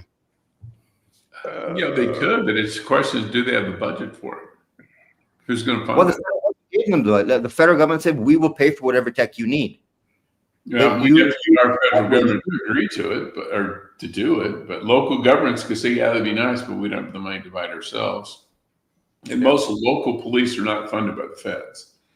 Yeah, because what happened in Germany today was because for the last couple of weeks, they've been having drones flying over their airports and disrupting air traffic.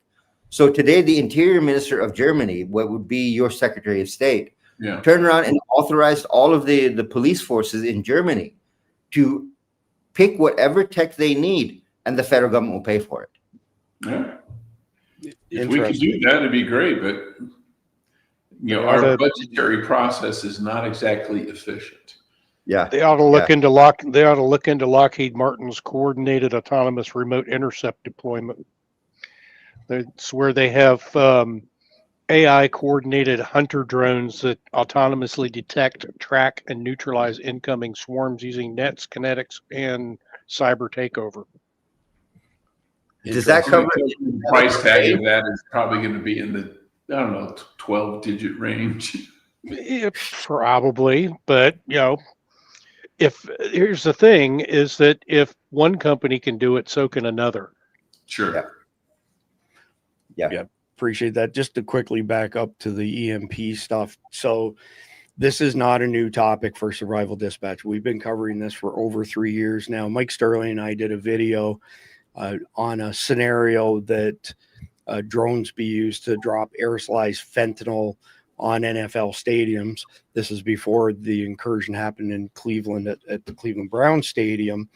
And the keyboard warriors came out of the woodwork and said we were crazy. 2 nights after that, the first big publicized drone incursion in NFL Stadium happened in Cleveland. And 3 days after that, SAM.gov Supply Management, which is where all federal contracts are awarded and managed, had a front page RFP, request for proposal, on rifle form factor EMP weapons. There was an unconfirmed report after Trump was shot in Butler, PA, when the procession was heading to the hospital, that they were being followed by a drone, and that the Secret Service stopped and had some sort of EMP-based rifle weapon, shot the drone. It came down, they picked the drone up and left with it. I can't speak to the veracity of that. I don't know if it's just urban legend or if it really happened, but that technology exists. So it wouldn't surprise me that a presidential detail would have that at their disposal. So with that being said, I want to move on to segment 5, which is our last segment tonight on this particular topic. So from a scenario perspective, considering what the potential scenarios can be and what we need to do to mitigate those types of scenarios, you basically have to think in terms of coordinated drone assaults on multiple substations, causing blackouts across an entire region. So think of it as a swarm attack, but being perpetrated by drones as opposed to jihadi terrorist cells. And then, as Jeff pointed out, you end up with this cascading nature. So if you can trigger a cascade, you could take down massive sections of the grid with literally like a few $1,000s in drones. It would not take a big investment if they had that type of intelligence at their disposal. And many of them do, because we're back to state actors. So Volt Typhoon is a big hacking group that's sponsored by the CCP. It's a bunch of Chinese. They work with the North Koreans. They work with the Iranian Revolutionary Guard. These guys have access to everything. So they even went so far as to brag a couple of years ago that they have access to 24 coast-to-coast networks in America, encompassing everything from the power grid to water treatment to cell phone networks, internet infrastructure, the whole 9 yards. And that's why I made the comment that we suck really bad on the defensive side, but we're actually really, really good on the offensive side. So who knows, maybe the best defense is a good offense, like we like to say in football, but I don't think so. I think I would rather have a good defense right out of the gate either way. But at the end of the day, in addition to those foreign adversaries, and I'm coming to you first on this, Khalid, and I've got a couple more points to make here, but you've presented intelligence. We've talked about this before, where you have these jihadis launching some sort of coordinated attack, so a complex coordinated attack. And after words got out and they've scared the crap out of everybody, then the IRGC or somebody like that steps in and starts flicking the switch on the grid and the internet. Just flesh through that a little bit for the sake of our audience. Just bring them up to speed on what you've seen. Okay, so this threat is so comprehensive that breaking it down, I mean, it's going to take us 144 episodes to explain the entire threat, because it's so comprehensive. You have jihadis running one side, you have cartels running another side, you have far left running another side, you have state actors running another side, and it's all been distributed based on the capabilities of each organization. So what you've got is, on one side, the jihadis are great at fighting and they're great at dying. They get the ground assault goes to them. Once they've done their job, then the Chinese step in from behind. They go, okay, now let's take down the power grids. But before they take down the power grids, they're going to hack into all of your systems, hospitals, law enforcement, government, and pull all the data out. So they get all of your information, then they crash your system. So that your systems go down and they have all all they need to know about your secrets, your top secret information, your everything you have, even down to single individuals. I know the Chinese have a database right now that has roughly 65% of every American's data, down to your credit card, your weight, your height, your eye color. They've got down to that much information. And all they've done is, on a regular basis, hack a hospital, hack a online store, hack this, hack that, and pull out information. They build complete profiles on people now. So they've used that to help the jihadis figure out where they're going to target. That's why they're using tier 2 cities. If you want the big bang, you go for the tier 1, right? But when you want to make the psychological impact, you go for tier 2. And that's where the Chinese play in. So what the Chinese do is they come in from behind, they start taking out grids. You've got on all your propaganda, you've put all the videos out, you scared everybody. Now they take down the electric grid. Now you can't talk to anyone. You're cut off from the entire world. The only people you've got is the people in your neighborhood. And they don't know anything either, because they can't see anything. That's an extreme escalation psychologically.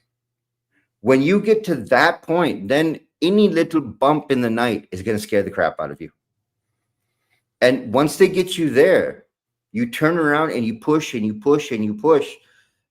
That way, anything they do, I mean, any flash of news you get, internet turns on for a little while, you get a flood of information, they shut it off again. They can control what you get, how you get. They can throw bots in from behind. They flood information in. I don't know if you saw the video Sarah posted. All the cell phones. Mhm. It is just racks and racks of cell phones. All that's doing is kicking false information out. If that's used, they turn on the internet, they flood your phone with information, they shut it off again 2 hours later. You're sitting going, is it true? Is it not true? How do I check it? How do I know what's going on? Yeah. The game is right here. It's not so much the attacks. The attacks will get their bodies. They'll get the body count they need here, there. But what they're doing is they're playing inside here, which will give so much mental damage to the American people that you're talking 2 generations before you recover. Oh, easily. Absolutely easily. So I want to pull something up here. Y'all can stop me if you want. This is a pretty comprehensive article, but it speaks to, as you can see from the title, 10 types of counter drone technology to detect and stop drones today. So I'm not going to read this whole article because it's ginormous, but what I am going to do is hit the high points here. So drone monitoring equipment, so detection, classification, or IDing them, locating, tracking, alerting. So here's your choices. You've got radar, but you've got small drones that it's not going to pick them up, or it will think that it'll appear that they are birds or something smaller. It could be a hobbyist drone as well. So the radar might have some pros over here like long range, but it's really hard to say for sure that's a small drone coming in. So the next one would be RF analyzers, radio frequency analyzers. And in this particular case, if the drone's autonomous, meaning that it doesn't need to use radio frequencies to be instructed by the mothership, well, then RF analyzers and RF jammers aren't going to do a dang thing to it because it's already on this autonomous mission. Optical sensors, so cameras, and basically high false alarm rates is what comes out of that right now. So not particularly effective. Acoustic sensors, which S2 spoke to, and I hadn't thought about this until I saw this either, S2, but the biggest con is doesn't work in a noisy environment. Has a very short range of 300 meters to 500 meters, which you can cover in the blink of an eye with almost every drone out there, even well, I guess you can't do it with the $12 Timo drones that are kamikazes and flying to the wall. But anyway, drone countermeasures. So you've got choices, right? You physically destroy the drone, neutralize the drone, or as S2 mentioned, taking control of the drone. So RF jammers, radio frequency jammers, again, it's a relatively short range and it can cause problems with other people's gear and equipment. And if it's an autonomous drone, again, it doesn't matter. GPS spoofers, which we mentioned, these have a very short range, but they can also affect other people in close range, and it can affect other just radio communications, not just the GPS stuff. Microwave devices. So these would be DEWs, directed energy weapons. Pretty cool, but super high cost and not exactly super focused. So theoretically, if something was in close proximity to a drone or drone swarm that you were trying to take down and it had any electronics of any type, it would probably smoke those while it's at it. So it's kind of like a very broad solution. Nets and net guns. So as a kinetic solution, it can result in debris.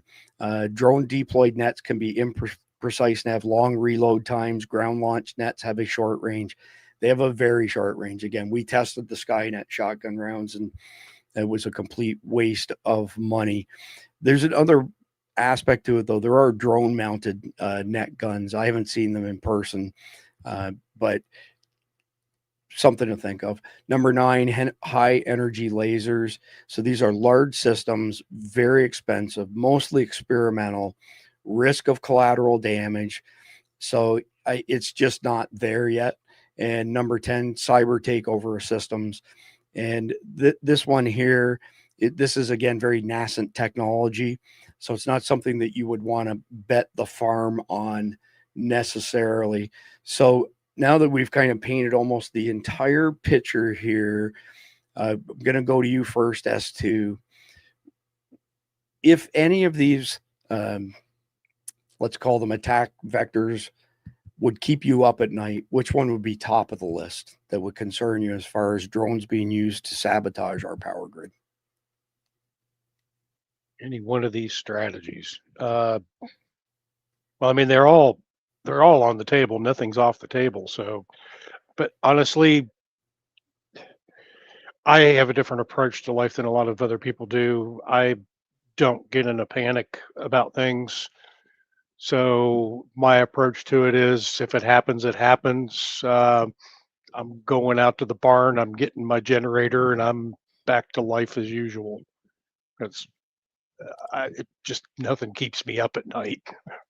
Well, I would argue that when you take it down to that larger scale and you lose the supply chain, that's cause for concern. Jeff, any of these in particular stand out to you that could have long-term negative effects on us? You're on mute, by the way. Yeah, anything that would cause physical damage to the grid other than a temporary disruption, because like you say, you've got these long lead pieces of equipment, and okay, yeah, you do a cyber attack, or you cause a breaker to trip or something like that. Yeah, you can clear it and reset it and you're back in business. But you damage one of these big transformers, something like that, yeah, you've got a problem for a long time. So the physical attacks on critical infrastructure to me is much more of a bigger threat than what I would consider a disruptive attack. Gotcha. That makes sense. Khalid, your thoughts on what's the worst of all of these attack vectors? Well, I picked two. I mean, because on one side, the physical attack is obviously the most dangerous, because the lead time of fixing that is years, not weeks, not months. But I also put the cyber component into it, because if you can run a cyber attack and you see the kind of information you can pick up from a cyber attack, you could literally blackmail any government in the world, because you would have so much information that the U.S. has. I mean, let's just take, for example, if you were to be able to crack the NSA's servers, can you imagine how much data you'll pick up? Oh, yeah. So, I mean, for me, the biggest fear is that cyber attack, because I don't know what you're going to hit, and I don't know what you're going to get, and I don't know how you're going to use it later. The physical attack obviously is the biggest one, because once it hits, it's game over. You're talking 4 or 5 years before you can get a transformer. If a power station burns down, how do you fix it? That's because you have limited resources, you have limited supply chain. That is a big concern. But my bigger fear is the cyber attack, because that cripples a lot of things that you will not figure out until much, much later. So Chris, I'll backtrack a little bit on this. I'd say probably the biggest attack vector that would concern me, because it wouldn't just affect the grid, it would affect a lot of other things too, would be an EMP. Right, which are easy to generate, relatively speaking, but small. They're not big. They're not easy to generate large ones, but small ones. Well, but if you took and it's proven this exists, there are EMP devices the size of a briefcase that you could take and conduct simultaneous attacks in different areas of the power grid, and they're small devices, but they don't have to be big to do what they need to do. Yep. Yeah, it's a small local deal. Jeff, did you want to chime in on that? Yeah, I mean, EMPs, realistically, the ones that you can deploy are limited in range. Now, if you put it in a data center, yeah, it'll fry the data center. That would cause it, but you're not going to take out a city with it. Those are basically nuclear in size. An explosively driven flux compression generator that would take out a city would be huge, because it's limited by physics. How much charge you can put, how much you can squeeze it out, what frequency is going to generate, and it doesn't have the advantage of the equivalent of kilotons of explosives driving it. It's going to be kilograms of explosives driving it. Well, it's all based on explosives. Yeah, we've covered this multiple times with Mike Sterling. The concept of an EMP taking out the entire country is a pipe dream. The technology doesn't exist to do that, regardless of what you've read, regardless of what you've studied. Mike, Sterling 30-year master EOD tech. The thing is, if you're going to set off a nuclear warhead and cause an EMP, it has to be at a high enough elevation to have any type of coverage. When it gets down to a low elevation, it has a very limited scope. So what Jeff is saying is, if you were high enough, to set one off, to have any type of range, it's not what you've been told on the doom and gloom stuff with EMPs. It just doesn't have the strength and the range to strike from a super high elevation. There are websites out there. Mike and I did a simulation on Jacksonville, Mayport base, being attacked with a 50 kiloton nuclear warhead from a Russian submarine, which would have been parked off our coast during the Cold War. And the entire episode basically would have been confined to Jacksonville. Now, Jacksonville's the largest landmass city in the country. It covers a massive footprint. But once you got to the edges of Jacksonville, you're talking about turning a device off and on, cycling it, and it's going to work fine. We wouldn't even feel anything where we are, and we're only 80 miles south of there. You'd have to be north of St. Augustine to even be in a situation where you flick it on and off. So I know there's going to be some doomer who's going to watch this video and go off in the comments about how we don't know what we're talking about, blah, blah, blah. You know what? Take it up with Mike Sterling. If you have his credentials, you guys can have at her, but it's a fear tactic. It's doom and gloom. It ain't going to happen, period. So in what I'm saying about the EMP devices that I'm talking about on a smaller scale, if you were to take and put those on a drone and simultaneously hit substations, because those substations are controlled by SCADA systems. They're electronic systems that control and regulate everything that goes on there. If you hit those SCADA systems, that would cause a simultaneous outage. Hey, I don't disagree, but you're talking a very small footprint, and that's the problem in the prepping community, is that people have read this stuff and they think that you could set off an EMP that takes out the entire country. Oh, yeah, I'm not talking about that. No, that's what I mean. You're talking small, localized EMP. Precisely guided attacks. Bingo. Yeah. That's well within the realm of possibilities. Yeah. There isn't enough nuclear weapons to explode at altitude to take out the entire country. Now, what could take out the entire country would be a Carrington level event, which is a coronal mass ejection. So plasma coming out of the sun. And that one was September 1st, 1859. And it set telegraph wires on fire. It set telegraph machines on fire. It set telegraph operators on fire.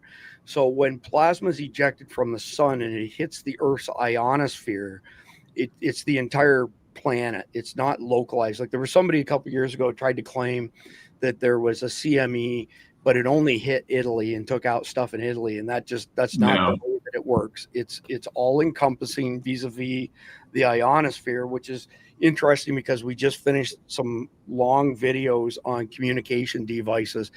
If everything goes to hell in a handbasket, you have one choice as a consumer to have any range with your comms. HF. And that exactly, shortwave, high frequency radios. And why is that? Because unlike UHF and VHF that can be blocked by everything under the sun, trees, homes, you name it, HF bounces off the ionosphere and just keeps doing that thing. And I've got a graph around here somewhere that shows, based on the time of day, what band is best to use for high frequency, because it all relates to how charged the ionosphere is. Interesting topic, but I won't take us down that rabbit hole. So at the end of the day, again, first world country, third world power grid. If you haven't done anything to mitigate problems with the power going down for extended periods of time, there are modular options available to you. So there are power stations that you can buy where you have, let's say, a head unit that has a battery attached to it. And let's say you spend $1,000, you can spend less than that. Then you can buy another battery and hook it up to the same inverter. So the inverter is what gives you your AC/DC power coming off of it, et cetera, et cetera. So a Tesla Powerwall is just a big battery. It's a 13,000, is it amp hours? Anyway. Yeah, it's amp hours. That's what I thought. Yeah, that's just, I having a brain fade this late at night. Regardless, the modular solutions to power stations, good way to go. Spend the money as you have it. Here's something a lot of people don't know. If you buy a power station or you go all the way to a full-blown PV system for your home, as soon as you buy one solar panel to go with the rest of the equipment, the batteries, the inverters, and everything, it's a 30% non-refundable tax credit. So you buy a small solar panel, you buy a power station, let's say with an extra battery, you spend a couple $1,000s, 30% of that's coming back. If you pay taxes, 30% of it is coming back to you. Next year, you go out, you buy another battery to connect to it, you buy a small solar panel, 30% of that comes back. So it's a federal tax credit. It's non-refundable, meaning it's not like they give you the 30%. But if you owed $100 in taxes, you would only owe $70 in taxes, sort of thing. You get the 30% delta on that. But I'm looking at my notes here trying to figure out if I missed anything else, and I don't think so. So I think that this is like one of my favorite times of the night. And now that I've said that, you all know what's coming next year. I love doing that. All right, the Carnival hero of the day. This is a good one. This is not recent. I've seen this in years gone by, but this is a great video. And the caption on it states, "Biker goes full hero mode after woman hits an old man and runs." 1 minute, 12 seconds.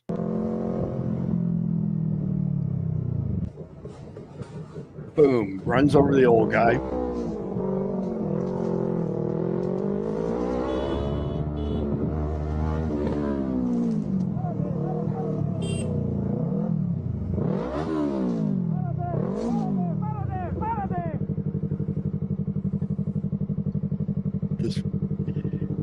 Wait till you see who the driver is.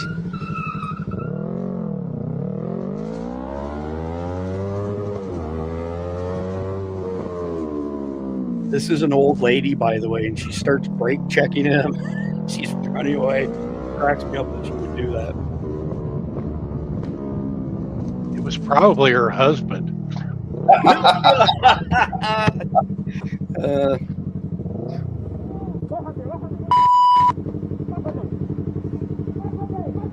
Now, this here, don't try this in Texas or Florida.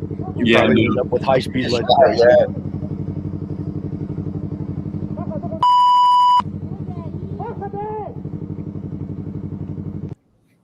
That's absolutely awesome. That's cool. Kudos to that guy. That's the Carnival hero of the day. I want to play, the Monday Night Football 4-second thing, but I won't. I love it. I mean, it's just awesome. And I'll speak a little bit on Carnival here in just a second. So this was the reader submitted story of the day. And let me check my notes. Yeah, it was Tim Smith.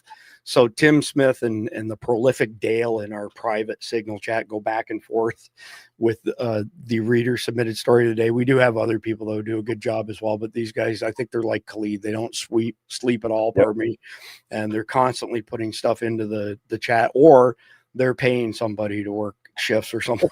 That they got 3 people on staff each or something to that effect. Anyway, this is an interesting one.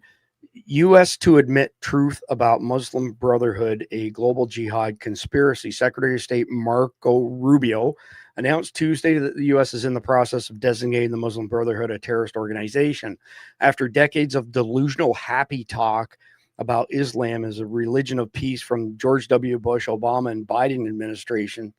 President Trump's team is facing facts. It's confronting the Muslim Brotherhood, an organization that promotes jihad terrorism, invasive immigration, and Sharia law worldwide. There are many branches of the Muslim Brotherhood, and each one of them would have to be designated. Steps are being made, but the process is very lengthy, and the investigation, pardon me, must remain thorough. So we're not going to end on this. You get first swing, Khalid, then S2, then Jeff. You guys have studied the Muslim Brotherhood in depth. Yeah. Enlighten our audience. Muslim brother. I mean, here's my problem. Even if you tell all the truth about the Muslim Brotherhood, the possibility of banning them in the U.S. because of the infiltration they've done in the State Department, Department of Defense, CIA, your finance departments, getting them banned is very difficult because they have lobbyists built into your system. My problem with Muslim Brotherhood is you have their brain center right there in Virginia, and you're just letting them operate, and you don't care. So you have Muslim Brotherhood. I'll do it really simple. This is Muslim Brotherhood, Islamic Society of North America, Muslim Students of North America, all connect back to Muslim Brotherhood. Every group that goes off from there builds off of those places. Every mosque in America is owned by Muslim Brotherhood. When we had John on for the interview, John said it himself. He said, every mosque in America is connected to Muslim Brotherhood. Stopping what Muslim Brotherhood is doing is very easy. Ban Muslim Brotherhood. Stop dealing with Qatar. That is the financier for Muslim Brotherhood. But can you do it? Can you cut off those pipelines? I don't know. That's a great question. S2, you've studied the Muslim Brotherhood at length as well. Can you answer that question? Well, the other major problem that you're going to have with them too is that the decision to designate them as a foreign terrorist organization has to go through Congress, which leads again back to the same problem that Khalid just mentioned, was the infiltration in Congress. Yeah. Good point. So I think it will happen, honestly. I don't think there's anything they can do to stop it if Trump wants it to happen. The problem is just like with the 2020 election. The problem has never been about proof. The problem has been who will prosecute it. So in other words, who's going to execute the removal of them from this country? Yep. A great question, Jeff. You get final say on the Muslim Brotherhood. Well, it's not an easy job, but it's a job that needs to be done, and this is the first step. And the trek of 1,000 miles starts with the first step, and this has got to be the first step. Yep. All right. Yep. I appreciate that. So before we do the conflicted question, I want to mention that I haven't got the word yet from PocLink on these radios if they've hit 1,000 yet. So you can still get 2 of these guys for $399. Once they run out of the first 1,000, they'll be $1,140. This is an extra piece of technology for your communications plan. $399. You get 2 of these radios, and you get a global SIM card in it that you never have to re-up, meaning that if you wait until after these guys go off being on special, you'll pay $1,140, and then you pay $29 to $65 a year for a global SIM card. These things are pretty cool because they're an FRS/GMRS radio on one side, and they're an LTE radio on the other side. We are sending SDEN, Survival Dispatch Emergency Notification System, warnings to these for our guardians, whoever our guardian members are that have bought these. But we've also been able to take GMRS radios, bounce them off of one of these guys as a relay, and take it out to LTE and a further, network. So Khalid cracks up when I say this, but I'm telling you, this is my feeling on this. 7 is 6, 6 is 5, 5 is 4, 4 is 3, 3 is 2, 2 is 1, 1 is none. I want to have every communication option in my arsenal for $399. This is a great deal. There's a link down below. There's a link in today's sit rep. If you want to bulk up your communication stuff, get these. If Khalid had one right now, we could talk to him remotely over, and it would cost neither of us a penny. If the battery dies, you go to your smartphone app. It has a recording of everything that's been set out. If you break the unit, you go to the app on your smartphone, and you can still communicate using that as long as the data network is up. For $399, it's a good deal for what it is. Huge thank you, of course, to our friends at carnivalt.com. Use the code EATMEAT, all one word, for 10% discount. This is by far the best long shelf life meat product on the market, bar none. No mRNA, no antibiotics, no histamines, 100% American, grass finished, not just grass fed. The bags, the O2 absorbers, everything made in America. When you use the code EATMEAT, I don't get paid based on that. These guys are really good. They help us defer expenses. We're $4,500 a month just in software expenses to make this show happen. So instead of asking you directly for money, which I don't want to do, if you spend money, you get this great product, and it helps them to support us. And it's a loop. It completes the loop, and we can work to bring you all of the information that we bring to y'all on a regular basis. So with that being said, S2, you are up. Here you go. Oh, okay, here we go. Everybody hit that like or thumbs up button, whichever platform you're on. And here goes the conflicted question. You were behind on rent, and now the electromagnetic pulse went off and the banks aren't open. Your landlord has come trying to collect rent. He says either pay up in cash or in goods, or he will evict your family and put them on the street in 3 days with the help of his armed security guards. You are not prepared to bug out at all, and your landlord says if in 3 days you don't have a payment, he will bring armed men to take you out of the house. But right now, he is standing in front of you alone. How would you handle this situation? Yeah, so here's how we're going to handle this. We're going to change things up a little bit. Khalid, you get to go first tonight. And New Jersey Prepper, thank you for the tip. We appreciate it. Go ahead, Khalid. He's alone, and we owe him money, and he wants goods. Well, look, the easiest way is to, and I said it in the beginning of the show, you disappear him. And, you want money, that's fine, but no ultimatums. We'll pay you, that's fine, but no ultimatums, and you'll only go free if you follow what we say. I mean, I don't want to see a violent situation come out of it, but the easiest way is to move that way. So what I heard there, Khalid, is that you're going to give him the money. When he turns his back to you, you're going to shoot him in the back and take your money. No. I'm not going to shoot him. No, because I'm not going to shoot him because I'm not. If I want to do it right then and there.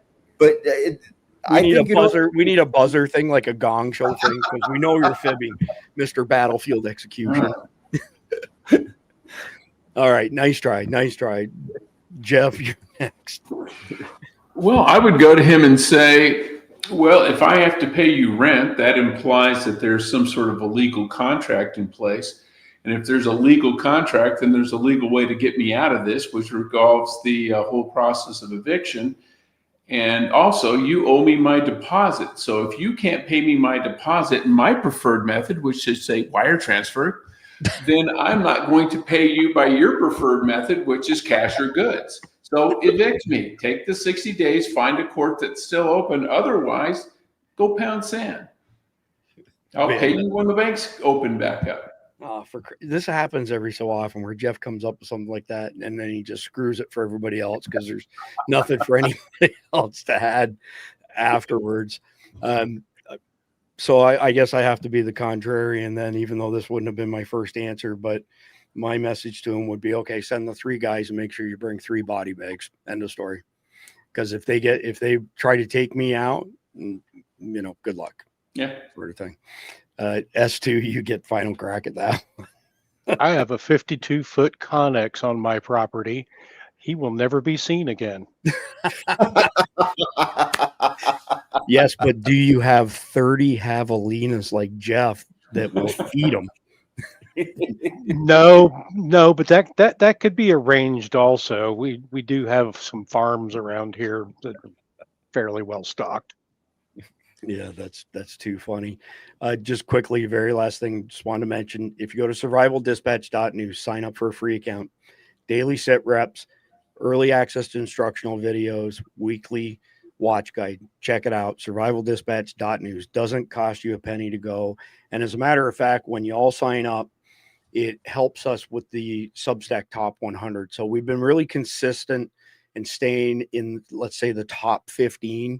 When we're in the top 5, and all it is based on people who signed up in the previous 24 hours. You don't even have to be a paying subscriber.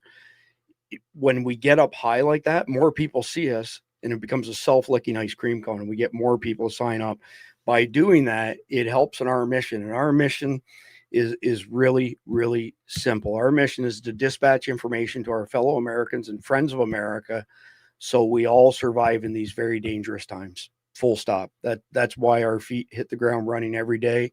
It's why Khalid and I work 17 hours a day, sometimes 18 hours a day, sometimes all day, for crying out loud. But we know we can make a change. But to make a widespread change, we constantly want to grow our audience. We had a comment from somebody on, I want to say it was on X, said they couldn't understand why we got so few views. We're sending this out to 9 different platforms, number one. Number 2, when you combine all of our stuff, like our Substack and YouTube, where we're suppressed, we average around 11 million combined views per month. So that doesn't make us huge by any stretch of the imagination, but we have some footprint. But you're either growing or you're dying. So if you sign up for free, we appreciate it. It helps drive our information to additional people. It helps us with our mission. Other than that, we will be back tomorrow night at the regular time, which is 7 p.m. Eastern time. And tomorrow night is the next episode in the Long War series. We're going to be talking about cartels in particular, narco-terror collaboration. So we've mentioned this a number of times, but the alliances between Hezbollah and the Sinaloa cartel go back to the early 1990s. And you now have terrorist organizations, cartels, state actors like the Iranian Revolutionary Guard, all working together, providing funding, training, and weapons pipelines. So regardless of not whether 9/11 2.0 happens, other attacks are happening already, and it's only going to get bigger. I'm like this close to thinking we're going over the edge into a civil war with the shit that's going on in Chicago and Seattle. Last comment here. If anybody thinks that we're going to see cop on cop violence over the course of the next month or so, put a 1 in the live chat.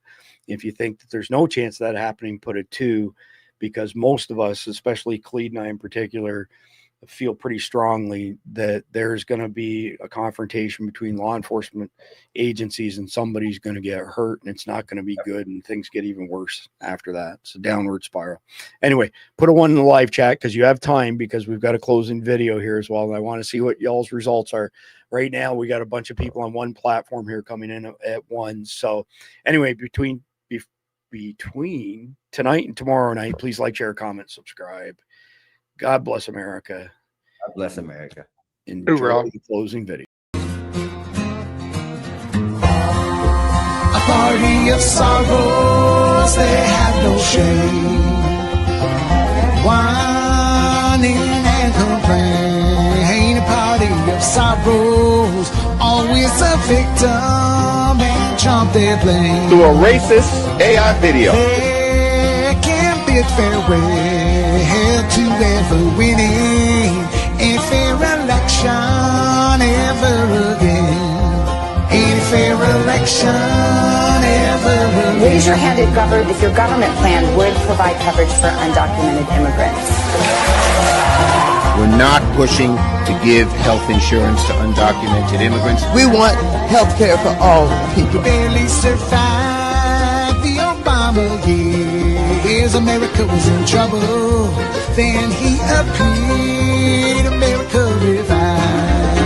America first. It has returned. The Democrats are scrambling. We laugh as all their scheming fails. We laugh as all their scheming fails. God bless America. God bless President Trump.